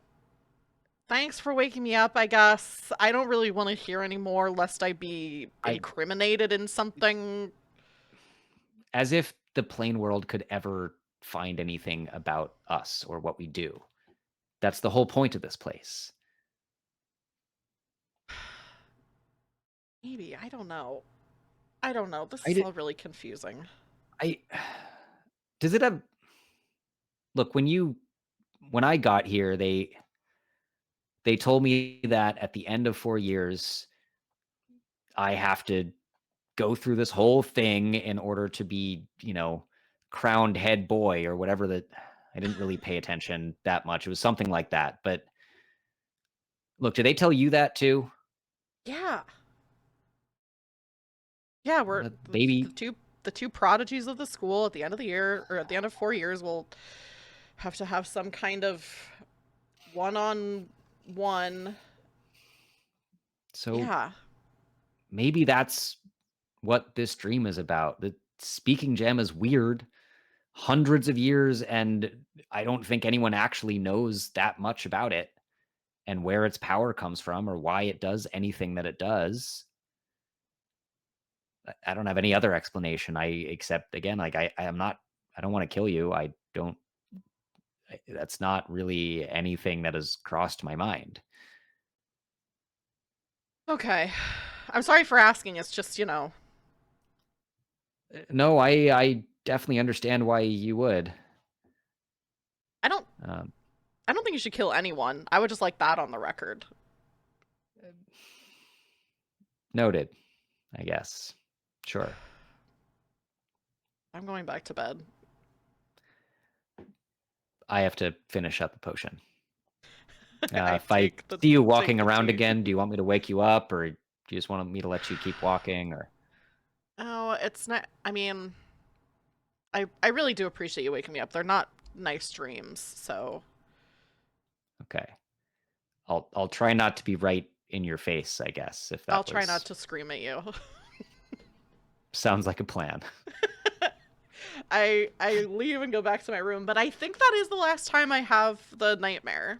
Mm. I think Hmm. something you said and something in your manner was enough that I don't. For whatever reason, I find myself believing you that you're not trying to Hmm. kill me. They really aren't. I like. I think even with this, like the final duel, they're like this better not be some bullshit. You have to kill the person or you don't win. Yeah. Like that's ridiculous. Yeah. Yeah. Yeah. I think that's your Hmm. prompt then. Your last one for year two. Okay, that is me for year 2. We have the Knight. Ooh. Yeah, I really like this one. The Knight of Cups. There we go. Wait, am I in year 3? No, year 2. Okay. Fewer and fewer students attended classes. Soon it was revealed they were missing from campus. It took weeks, but finally they were Ooh. all discovered standing in a clearing in the woods, unblinking and silent. A large pillar floated before them, but as soon as a student was forcibly removed from the crowd, the pillar collapsed. When it hit the ground, it shattered, releasing the students from their trance. What did the missing students remember of this event? How do instructors ensure that this doesn't happen again? Yeah, that is getting Ooh. dark. Wow. Okay, I think first is are either Lennox or Aster one of the people that were under this spell? And I wanna say no. Ooh. I wanna say we both had something to do with finding them and helping. I mean, not necessarily remove the curse, but, like, but at least finding and tracking some of the people. I think that Um am feeling that too. Like, I think if Mhm. we're both involved in finding Yeah, the yeah. what is it, a pillar, the large pillar. Mhm, mhm. So I think, over, yeah, weeks of the, latter half of the year, maybe, as we notice that suddenly advanced potions is down to like 3 people out of the 15. Mhm.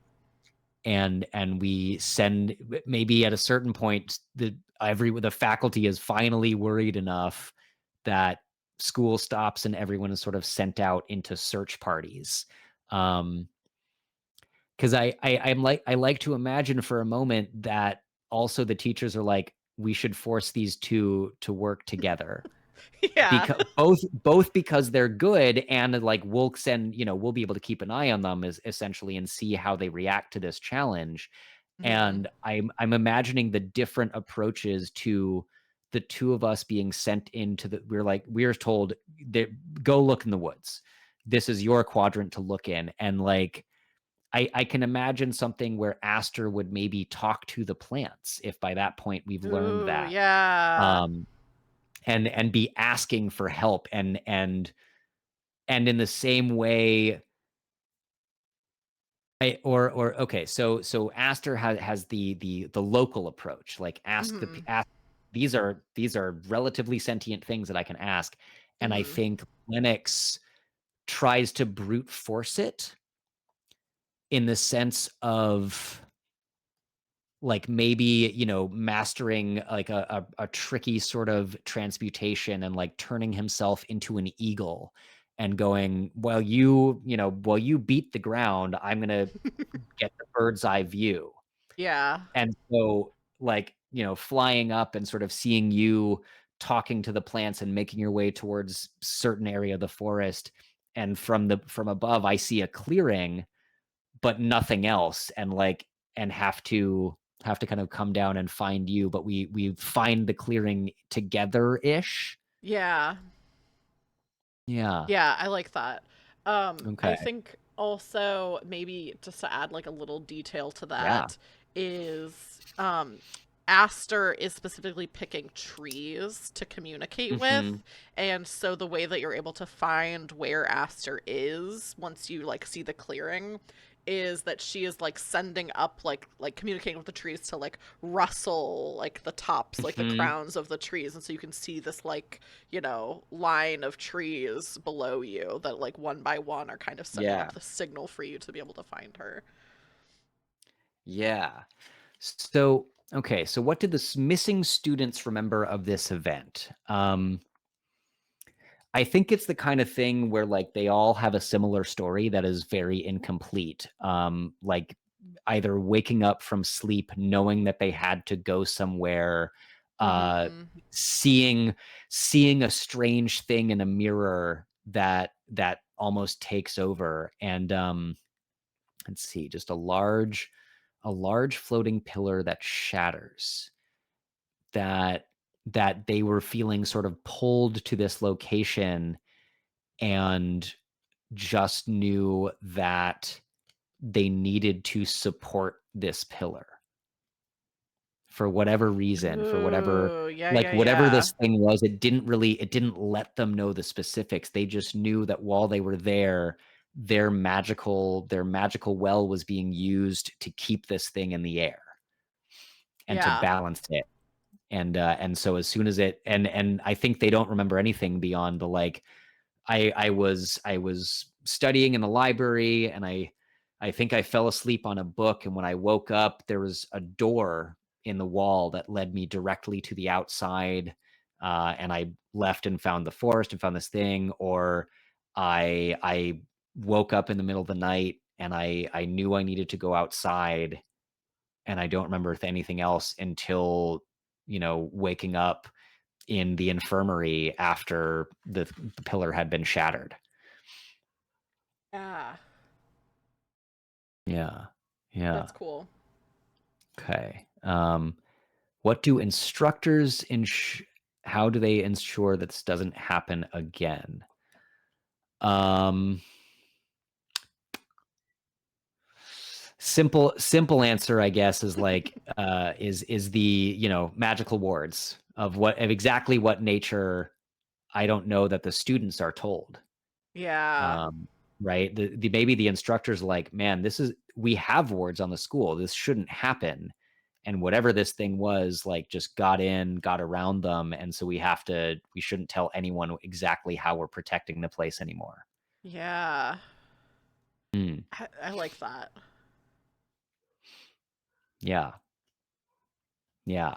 I like that a lot. Okay. I I'm thinking about all I'm the realizing I didn't dream actually draw stuff a going major on. arcana for this. Yeah, Oh, totally. you can if you want Um, to at the tail I end. yeah, yeah, just for the heck of it, Mhm. I will, but that to me that Yeah. memory feels mostly complete. I don't know that Yeah. there's much more to add there, but huh, wow, Oh. real big theme here for Lennox of justice and judgment. Justice and judgment. Oh my gosh. Okay, well then I think I have a question for you, given that you did Yeah. just draw judgment. Um, how does Lennox feel about the students who were trapped by the pillar? Like, what is their judgment Mm. on the people Mhm. who were victims here? I think without knowing exactly what spell they were under and how it was breached, I think in the back of in Lennox's secret heart of hearts, he is definitely judging them as being sort of weak-willed and Mm-hmm. susceptible to outside influence, even as his logical brain is going, okay, but surely the school is magically warded. Surely a place like this is protected already in some ways. In fact, I know from my portal experiment, like, how this That can it is. happen. So and like the teachers won't say anything about it. So they're scared. Mm-hmm. So it's not that I do somewhere understand that it's not that these students are weak-willed or less powerful or susceptible. It is whatever spell they were under was extremely powerful, or Yeah. extremely targeted to the loopholes in the school's protection. Yeah. But I think they definitely, at least secretly, do judge the rest of the students for this, or the students that were taken. Yeah. I like that. Yeah. Mhm. So that is the end of year 2. It is. Um, so I'm gonna read what we have here, and then also, I told you we would be done at 9:30, and we have 2 years of school. So I'm into it. that, I am so here for it. well, I'll give you an option because I don't think the second half will take as long as the first half. So, and Yeah. you'll have to decide this right now. We could either push forward, stay a little later, finish out the thing, Mhm. or come back for part 2 on a later stream. Whatever Hey, you want to do. I am super down to do our second half.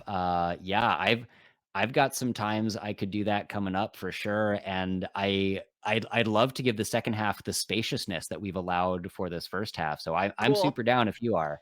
Yeah, that Come sounds good back to to part me. 2 in a little bit. Great. Perfect. Yeah, I so do a lot of we can times finish out this one. Mhm. yeah, a lot of times I do for streams serialized one shots is what I call them, where it'll be like kind of a self-contained story, but then I come back with like the same system and the same characters later. So it's not Mhm. unheard of for me to Yeah. be like, come back again for another one. Cool. Okay, so then we can take our time a little bit with this last prompt. For the end of our second year, Yeah. which Yeah. is dreams again. You Mm. had Mhm. strange dreams during the last month of the school year. They became clearer as time wore on, and you realized it was the speaking gem calling to you. One night, you couldn't resist it any longer and felt compelled to visit the speaking gem after midnight. It showed you a secret path where others couldn't follow you. Your rival arrived the same time you did. You both touched the speaking gem simultaneously, and it said, "What you seek is hidden in the Grand Rotunda." The Grand Rotunda rests on a natural platform near the south end of campus. Did you visit the Rotunda, or did you let your rival go alone? If you visited, what did you find hidden in the Rotunda? Was it something you could take? A door? An idea? A view? A person? A symbol? A tool? A key? A body? Oh, I'm seeing even more of these than I first realized. There's two more over here. Mm-hmm. A soul or a curse are some of the.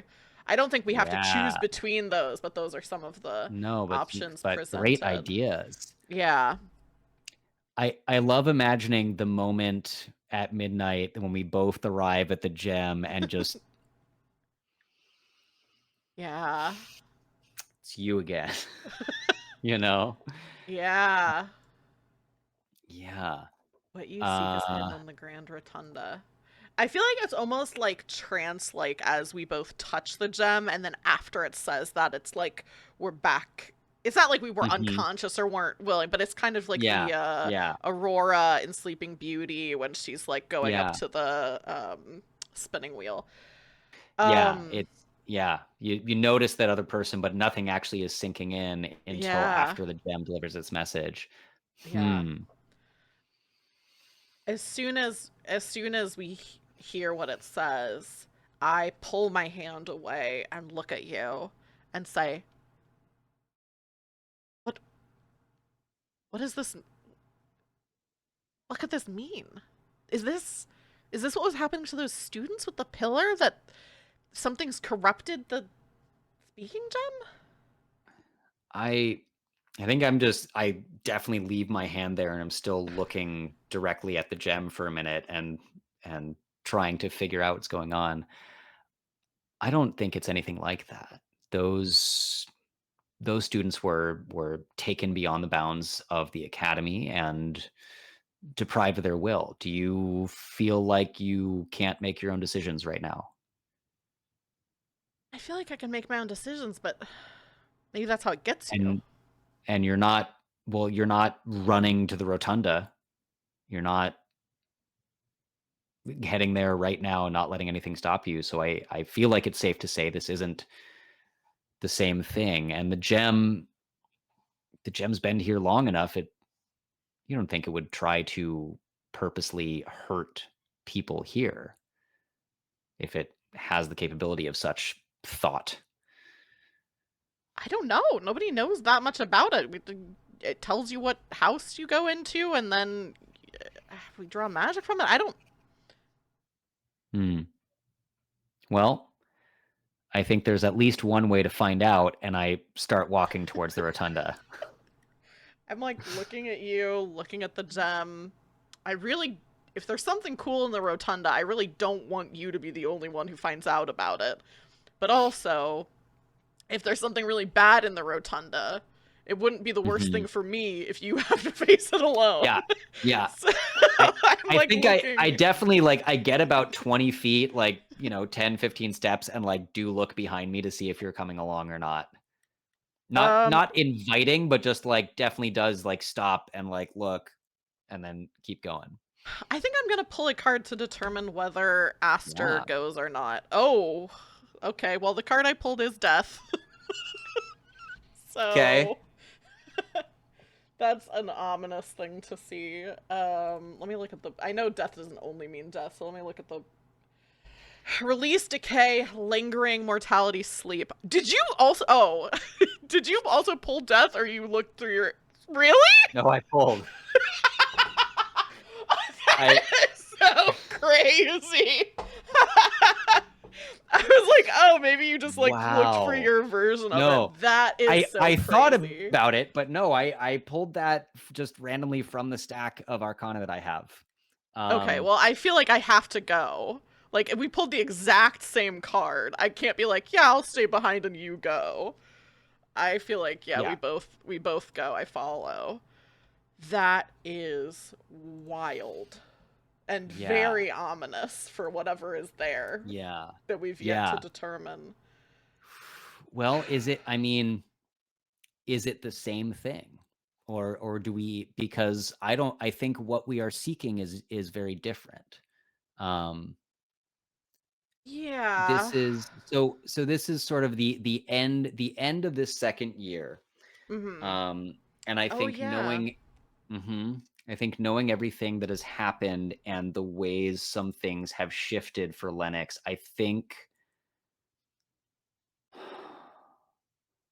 yeah, I think I think it's I don't think it's anything tangible. I think they're looking for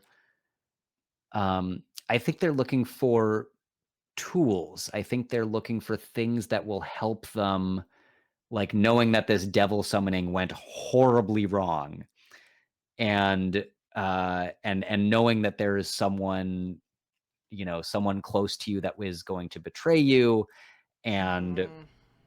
everything else that has happened this year, and the sleepwalking, the dreams that the like I think deeply suspicious of the speaking gem in some ways, and still drawing on its power. I think Lennox is looking for um I'm not even sure I know how to articulate the exact thing, but looking for something to uh help him gain power. Like, Yeah. yeah, yeah. I'm gonna see if I can articulate that a little bit more clearly. But what do you think Aster is looking for at the end of this year? Yeah. I think I think Aster's looking for a purpose. I think she thought that going to school she was going to be like, okay, now everything's falling into place. I know who I am. Um I think she's still very interested in plants and herbs. But also is kind of getting pulled in different directions where it's like, oh, but like stuff Hmm. with animals is fun. I like that. There's like divination is really fun and like is kind of getting interested in that. Like I think even maybe some like more like artistic kind of stuff Mm, where it's hmm. like is like maybe painting and she's not like super good at it but she enjoys it and so she's like maybe that could be like something I'm doing. So I think what she really wants, and I think the reason why she wants to win this rivalry now at the end of year Mm, 2 is to be she wants to have a purpose that's like this is the thing that you're supposed to be mm, doing. And if hmm, she wins against Lennox, then it's like you have your purpose. You're like the hmm, main wizard, you're the head boy, whatever it hmm. is. Um so I think that's what Yeah. she's looking for. I'm wondering if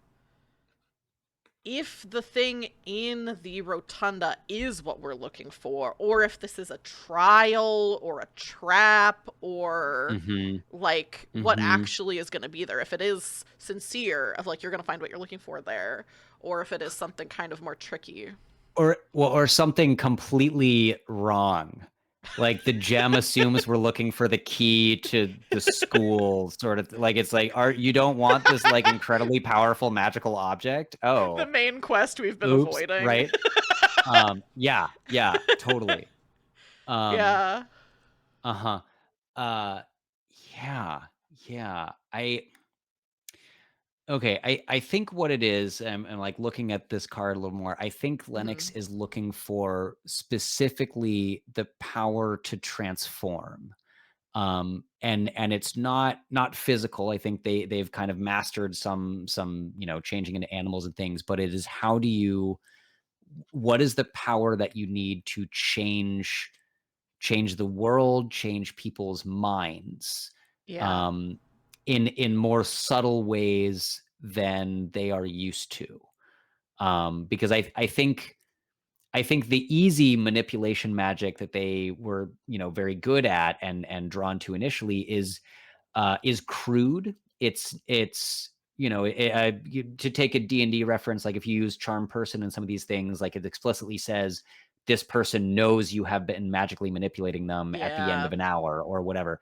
And I think Lennox has learned that magic, learned the magic that is like, doing surgery with a meat tenderizer. And like your target obviously knows something is wrong, and maybe like something is really wrong if you fuck it up. Yeah. So I think they are looking for either the specific spell or just the power that it takes. Like, what do I need to do to change people's minds in a subtle way and on a large scale? How do I make a viral meme that also changes people's minds, literally? Yeah.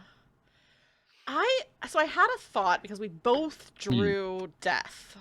Mhm. Um and so I think I just keep coming back to the idea that this is because this is like wizards, and wizards are always doing like fucked up mind games and like Mhm. trials and things like that.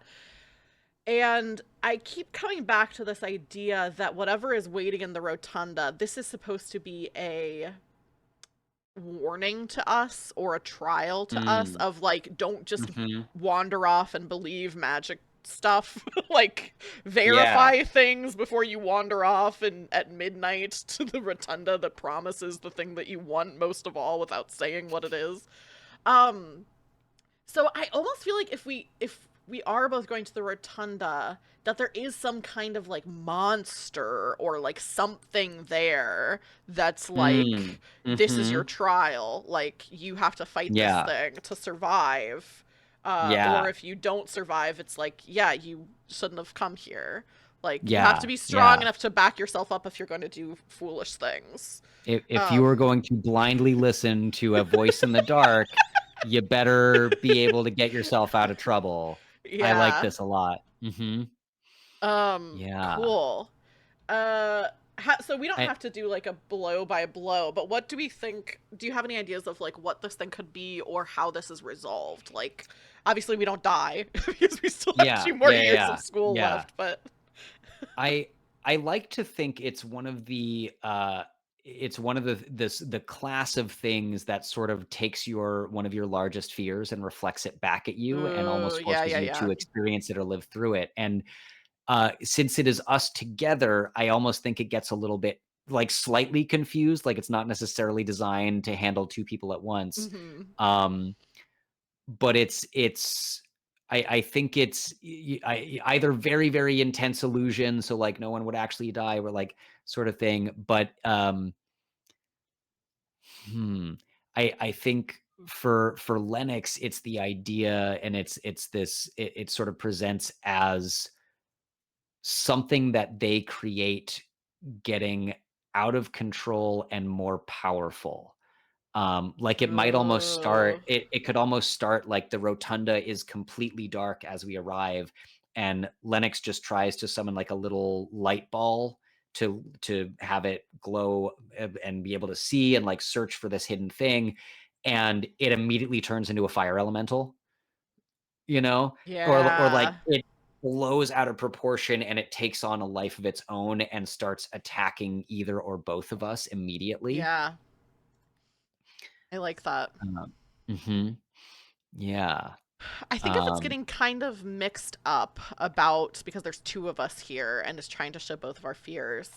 I think at mhm, some point as we're both trying to fight this creation of yours that's gone out of control, I think it turns and we can see in the flames it has sort of taken on uh like looks like Lennox, because I think that is what mhm. Aster is afraid of. Like, that's probably not her like deepest fear. Like, her deepest fear is probably like failure or something, but like that's kind of hard to Yeah. conceptualize. And what And is failure for her? Lennox. If Lennox wins, and that's failure for her. I think especially in this moment, if it does turn into this sort of like fiery elemental being kind of Yeah. thing, like very naturally, it like looks over at Aster, and whatever face it had in the flames is just his face, Yeah. you know? And like has a little black circular piece of flame on the back of its Ooh. neck. Yeah. That's good. How do Mhm. we get out of this? I I wanna say again a bit of the trope of like we each try things individually and it doesn't work, right? When we Ooh. when we when we try to distract it one way and the other person can throw a spell or try to summon a thing to help, it can swat everything aside very easily. And at a certain point, I feel like Aster realizes first that we have to work together. And Yeah, I think. either Oh, go ahead. I no, got no, please. excited and was going to Yeah, no, interrupt, no, but no, go, no. okay. If you're excited, get on it. Get it. Yeah. Well, I just had this idea because I think Aster's still not good at this kind of magic. Is not good at fighting magic, and so is not Mhm. contributing that much to the fight. Is dodging out of the way, is like trying things, but she's not very good at it. And I think she can see that Lennox is better at the fighting stuff, but their magic is depleting. That like they're Mhm. getting lower and lower, and they don't have like the well that they need. And so I Yeah. think that Aster, without even really saying anything or even knowing how to do this, rushes over and puts her hand on like the back of Lennox's neck and just basically uses herself as a battery and just floods as much Mm. of her magic Mhm. into him as she thinks she can, because she's like, Yeah. if the thing that happened to me when I was in that fight happens to them, like we're both gonna die. Yeah. And I don't Yeah. have the magical abilities that you do, but I have a lot of power that Mhm. I can like funnel over to you. Yeah. Lennox is throwing the biggest, strongest things that they know. And I think there's like even like pretty quickly they think they are reaching the limit of that well despite trying to deepen it and make sure that they always have a reserve.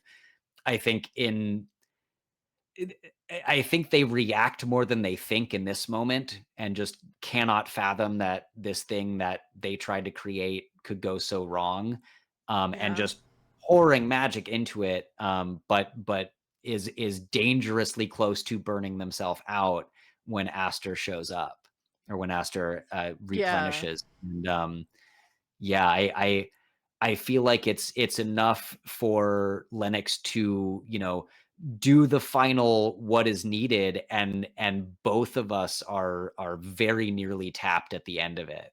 Yeah. Um, mhm, yeah, Do but we but find anything useful after the monster is gone, or is this just kind of the lesson learned is the is the reward? I I still like the idea that it's something useful, but not what we were looking for.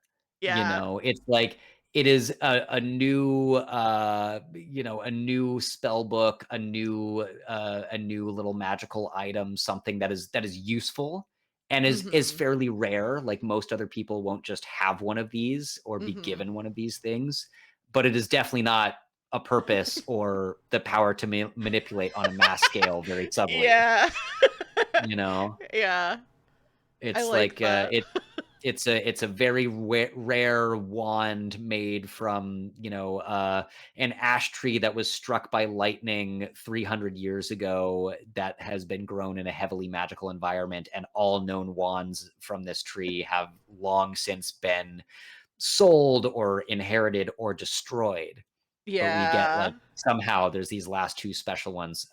Something in that vein is what I'm I like thinking. that. Yeah. I like also I Mhm. think it's cool if we have kind of the same wand. Like that's kind of cool if Yes. it's like they look a little different but they're kind of the same wand. Yes, they have Um the same source. I think Yeah. Aster looks down at it and is like, "Okay, I guess I don't know what I expected. This is cool. I do you feel disappointed? I feel disappointed, but I shouldn't feel I disappointed. I feel fucking exhausted. Thank you, by the way. Thank you." Um, yeah, don't mention it. Um, I am a little disappointed. It's not exactly what I was looking for. Yeah, me neither. Do you ever think there are entirely too many tests at this school? Yes. Yes. Yeah. Well, that was that was certainly something. What were you looking for? You're gonna think it's stupid. I think a lot of things are stupid, Aster, but so far you have not been one of them. Uh, I guess I was looking for a purpose. Hmm. You I mean, you don't feel like you have one being here and learning and already what we're doing? Not I don't really. mean to criticize. I think I am just trying to understand that. I don't know. Like, I have stuff that I'm doing, but I don't know if I have Mhm. a purpose. You do think it's stupid. I can tell you think it's stupid. I no. No, no, no. No, I understand. I think I just I that's not exactly something that I've been wrestling with. Um, What were you looking for? you're gonna think it's stupid or maybe evil. Maybe I don't want to know. Again, I don't want to be incriminated in anything. I I mean, I don't know if you do. I wasn't I wasn't looking to kill anyone if that's what you were worried about. Or like, a spell that can do it magically for me and leave me unincriminated. That's not Okay, what were you looking I for? I well, look, like the way they teach us to pass through the world unseen, to block people's memories of seeing things we've done if you ever get caught in the world like that, or if need be, change things that your partner or someone knows if we have children and they get summoned here. It's crude. It is un inelegant, and it only works on one, maybe two or three people at a time. And I think we could do a lot of good if we could reach more people. I don't think that's stupid. I can't tell if it's evil. I I guess that's a good thing, right? Do you Yeah. ever think that the things that we're learning here, some of them could make the plains a better place? Yeah. Like, I learn a lot of, like, stuff that helps people. I think that's what I want to And do after. yet we're always supposed to keep it hidden. We're never supposed to let anyone know what we can do or how we can do it. And when people leave here, as far as I can tell, they, go find a quiet hole to hang out in and not use what we've been given. I guess I didn't really think about that. I just thought it was kind of cool that it was secret. And I didn't I really mean, it think is. about. Don't get me wrong. It's super cool. I guess that's a good point. I didn't really think about what I'm going to do after this, or. Okay.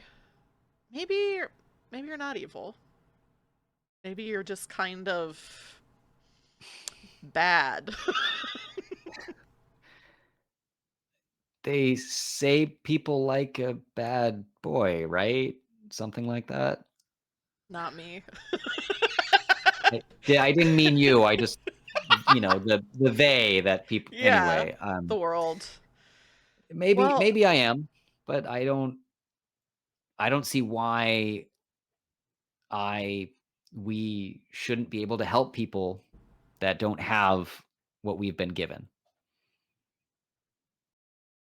I can get behind And that. that's what I was looking for, is the way to help people. That's pretty noble. I thanks. I don't know if I'd go that far, but thank you. Well, Actually means a lot that you would say that. I mean, it's a noble thing to want. I don't know if you're lying or not still, but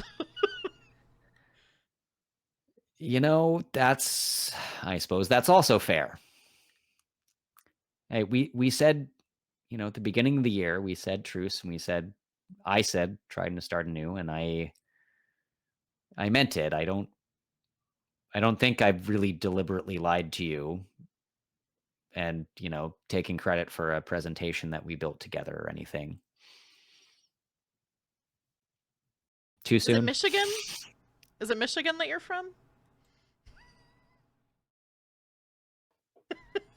I can tell from like Aster can tell from the Yep. reaction Yep. that she's Well, right.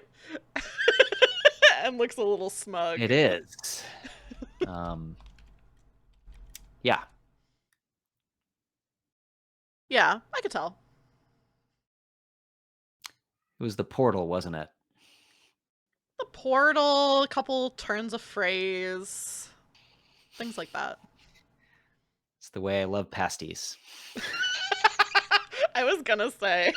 I was literally gonna say. And then I was like, is that too specific? It's amazing. And then I think Aster just says, like, well, I guess I'll see you next year. It's pretty much the end of the school year. Yeah. I'm going to stay. There's a couple interesting summer classes, and plus there's not much for me back there. So I guess I'll see you when you get back. Yeah, gonna do some traveling. Hmm. Hey, maybe I'll swing by Michigan. If you go somewhere pretty, send a postcard. I think that's a good note to end it on. That's a good button. I agree. Yeah. Cool. So you'll be back for part 2 at Yes. some point in the future. Yes, I will. The last 2 years, I'll be in contact with you about that. So people have that to look forward to. But between now and then, what else do you have going on? Where can people find you? All of that cool stuff. All the things. You can find me and things that I do on where you get your podcasts. I am the GM and creative director of the Roll Report, ROLL Report. We have new episodes coming out every week. We are mid D&D campaign. Other stuff is happening. And you can also find those of you that do like D&D, and if you are excited about the new Planescape module, I contributed to a book called Faces of the Cage, which is 16 NPCs and their locations and side quests and their relationships to the factions, all sorts of really cool stuff to flesh out the Planescape module and the city of Sigil. So you can find that on DM's Guild, Faces of the Cage, me and 16 other amazing artists and writers. No AI content. I feel like it is important to say that. All made by humans. Yeah, that's where you can find me. And also I love doing this. So please reach out. I would love to run a game for you. I would love to play a game with you and all of the things. Yeah. Yeah, absolutely. Links are in chat. I think I got a link to the right DM's Guild product. That looks like the right one. Okay. That is the right one. Yes, that is the right one. If not, don't click on that link. Wait a second. It is the correct link that will take you right to the page. It's super cool. Check it out. Yeah, check it out. And then other things you should check out. Let me do this again. This game that we've been playing, Tangled Blessings. You can click on the link in chat right now. Get it for yourself. You can even get hard copies of it. I actually did my signature move where before I played this game, I got it for a friend for their birthday from my local game store. So that's what I always do when I have something I want to play. I'm like, I'll get this as a gift for someone. So definitely check it out. It's really cool. And then also perennial shout out to Anamnesis, which this game uses the same system as, which is by Sam Lee of Blinking Birch Games. Both great games. You can check them out. And then as for me, my stream schedule is going to be a little bit more empty this month because I'm going on vacation next week. So I'm excited about that. Yeah. Oh yeah. But when I get back, I think it's the last Saturday of July, which I can't remember. It's like the 25th or the 27th, I think. I am hosting another episode of Over the Table, which is my Reddit stories series on stream. And I think the theme for that one is going to be like stories that are like DMs versus players, like a lot of like my DM did this Oof. to me, or like my player is doing this. Oof. So that's what we're going to be talking about. Lot of good meaty content to get in there. Yes, for sure. And then if you're not following me on YouTube, other places, pretty much all except for the last like 10 or so streams that I've done are on YouTube, so you can check all that out there. It's lightly edited as well, so you don't have to sit through the break screens and that kind of stuff. And I've played like 60 something games with like 70 something people, so there's a lot of Awesome. stuff. I don't really shout out my Awesome. YouTube that much, but there's a lot of stuff there. I think that's everything. So Colin, do you want to say goodbye to the chat and goodbye to the YouTube vibe? I do. And thank you so much for having me. Thank This you has for been being a here. delight. Absolutely. Yeah. Goodbye, future viewers on YouTube. Goodbye, wonderful friends in our chat. Thank you for being with us, and come back for more. We'll Yes. when we have the second half, I'm sure we'll make all the announcements, and Mm-hmm. yeah, wait for the thrilling conclusion. Who will win Yeah. our duel? Who will win the duel? Who's evil? Who's not? You decide. Get in the We might comments. flip. Get in the We comments. might flip. Yeah, yeah. Is Lennox evil, selfish, deluded, or other? Yeah. Cool. All right. Well, Yeah. thank you everybody for watching. We'll see you around. Bye. Bye.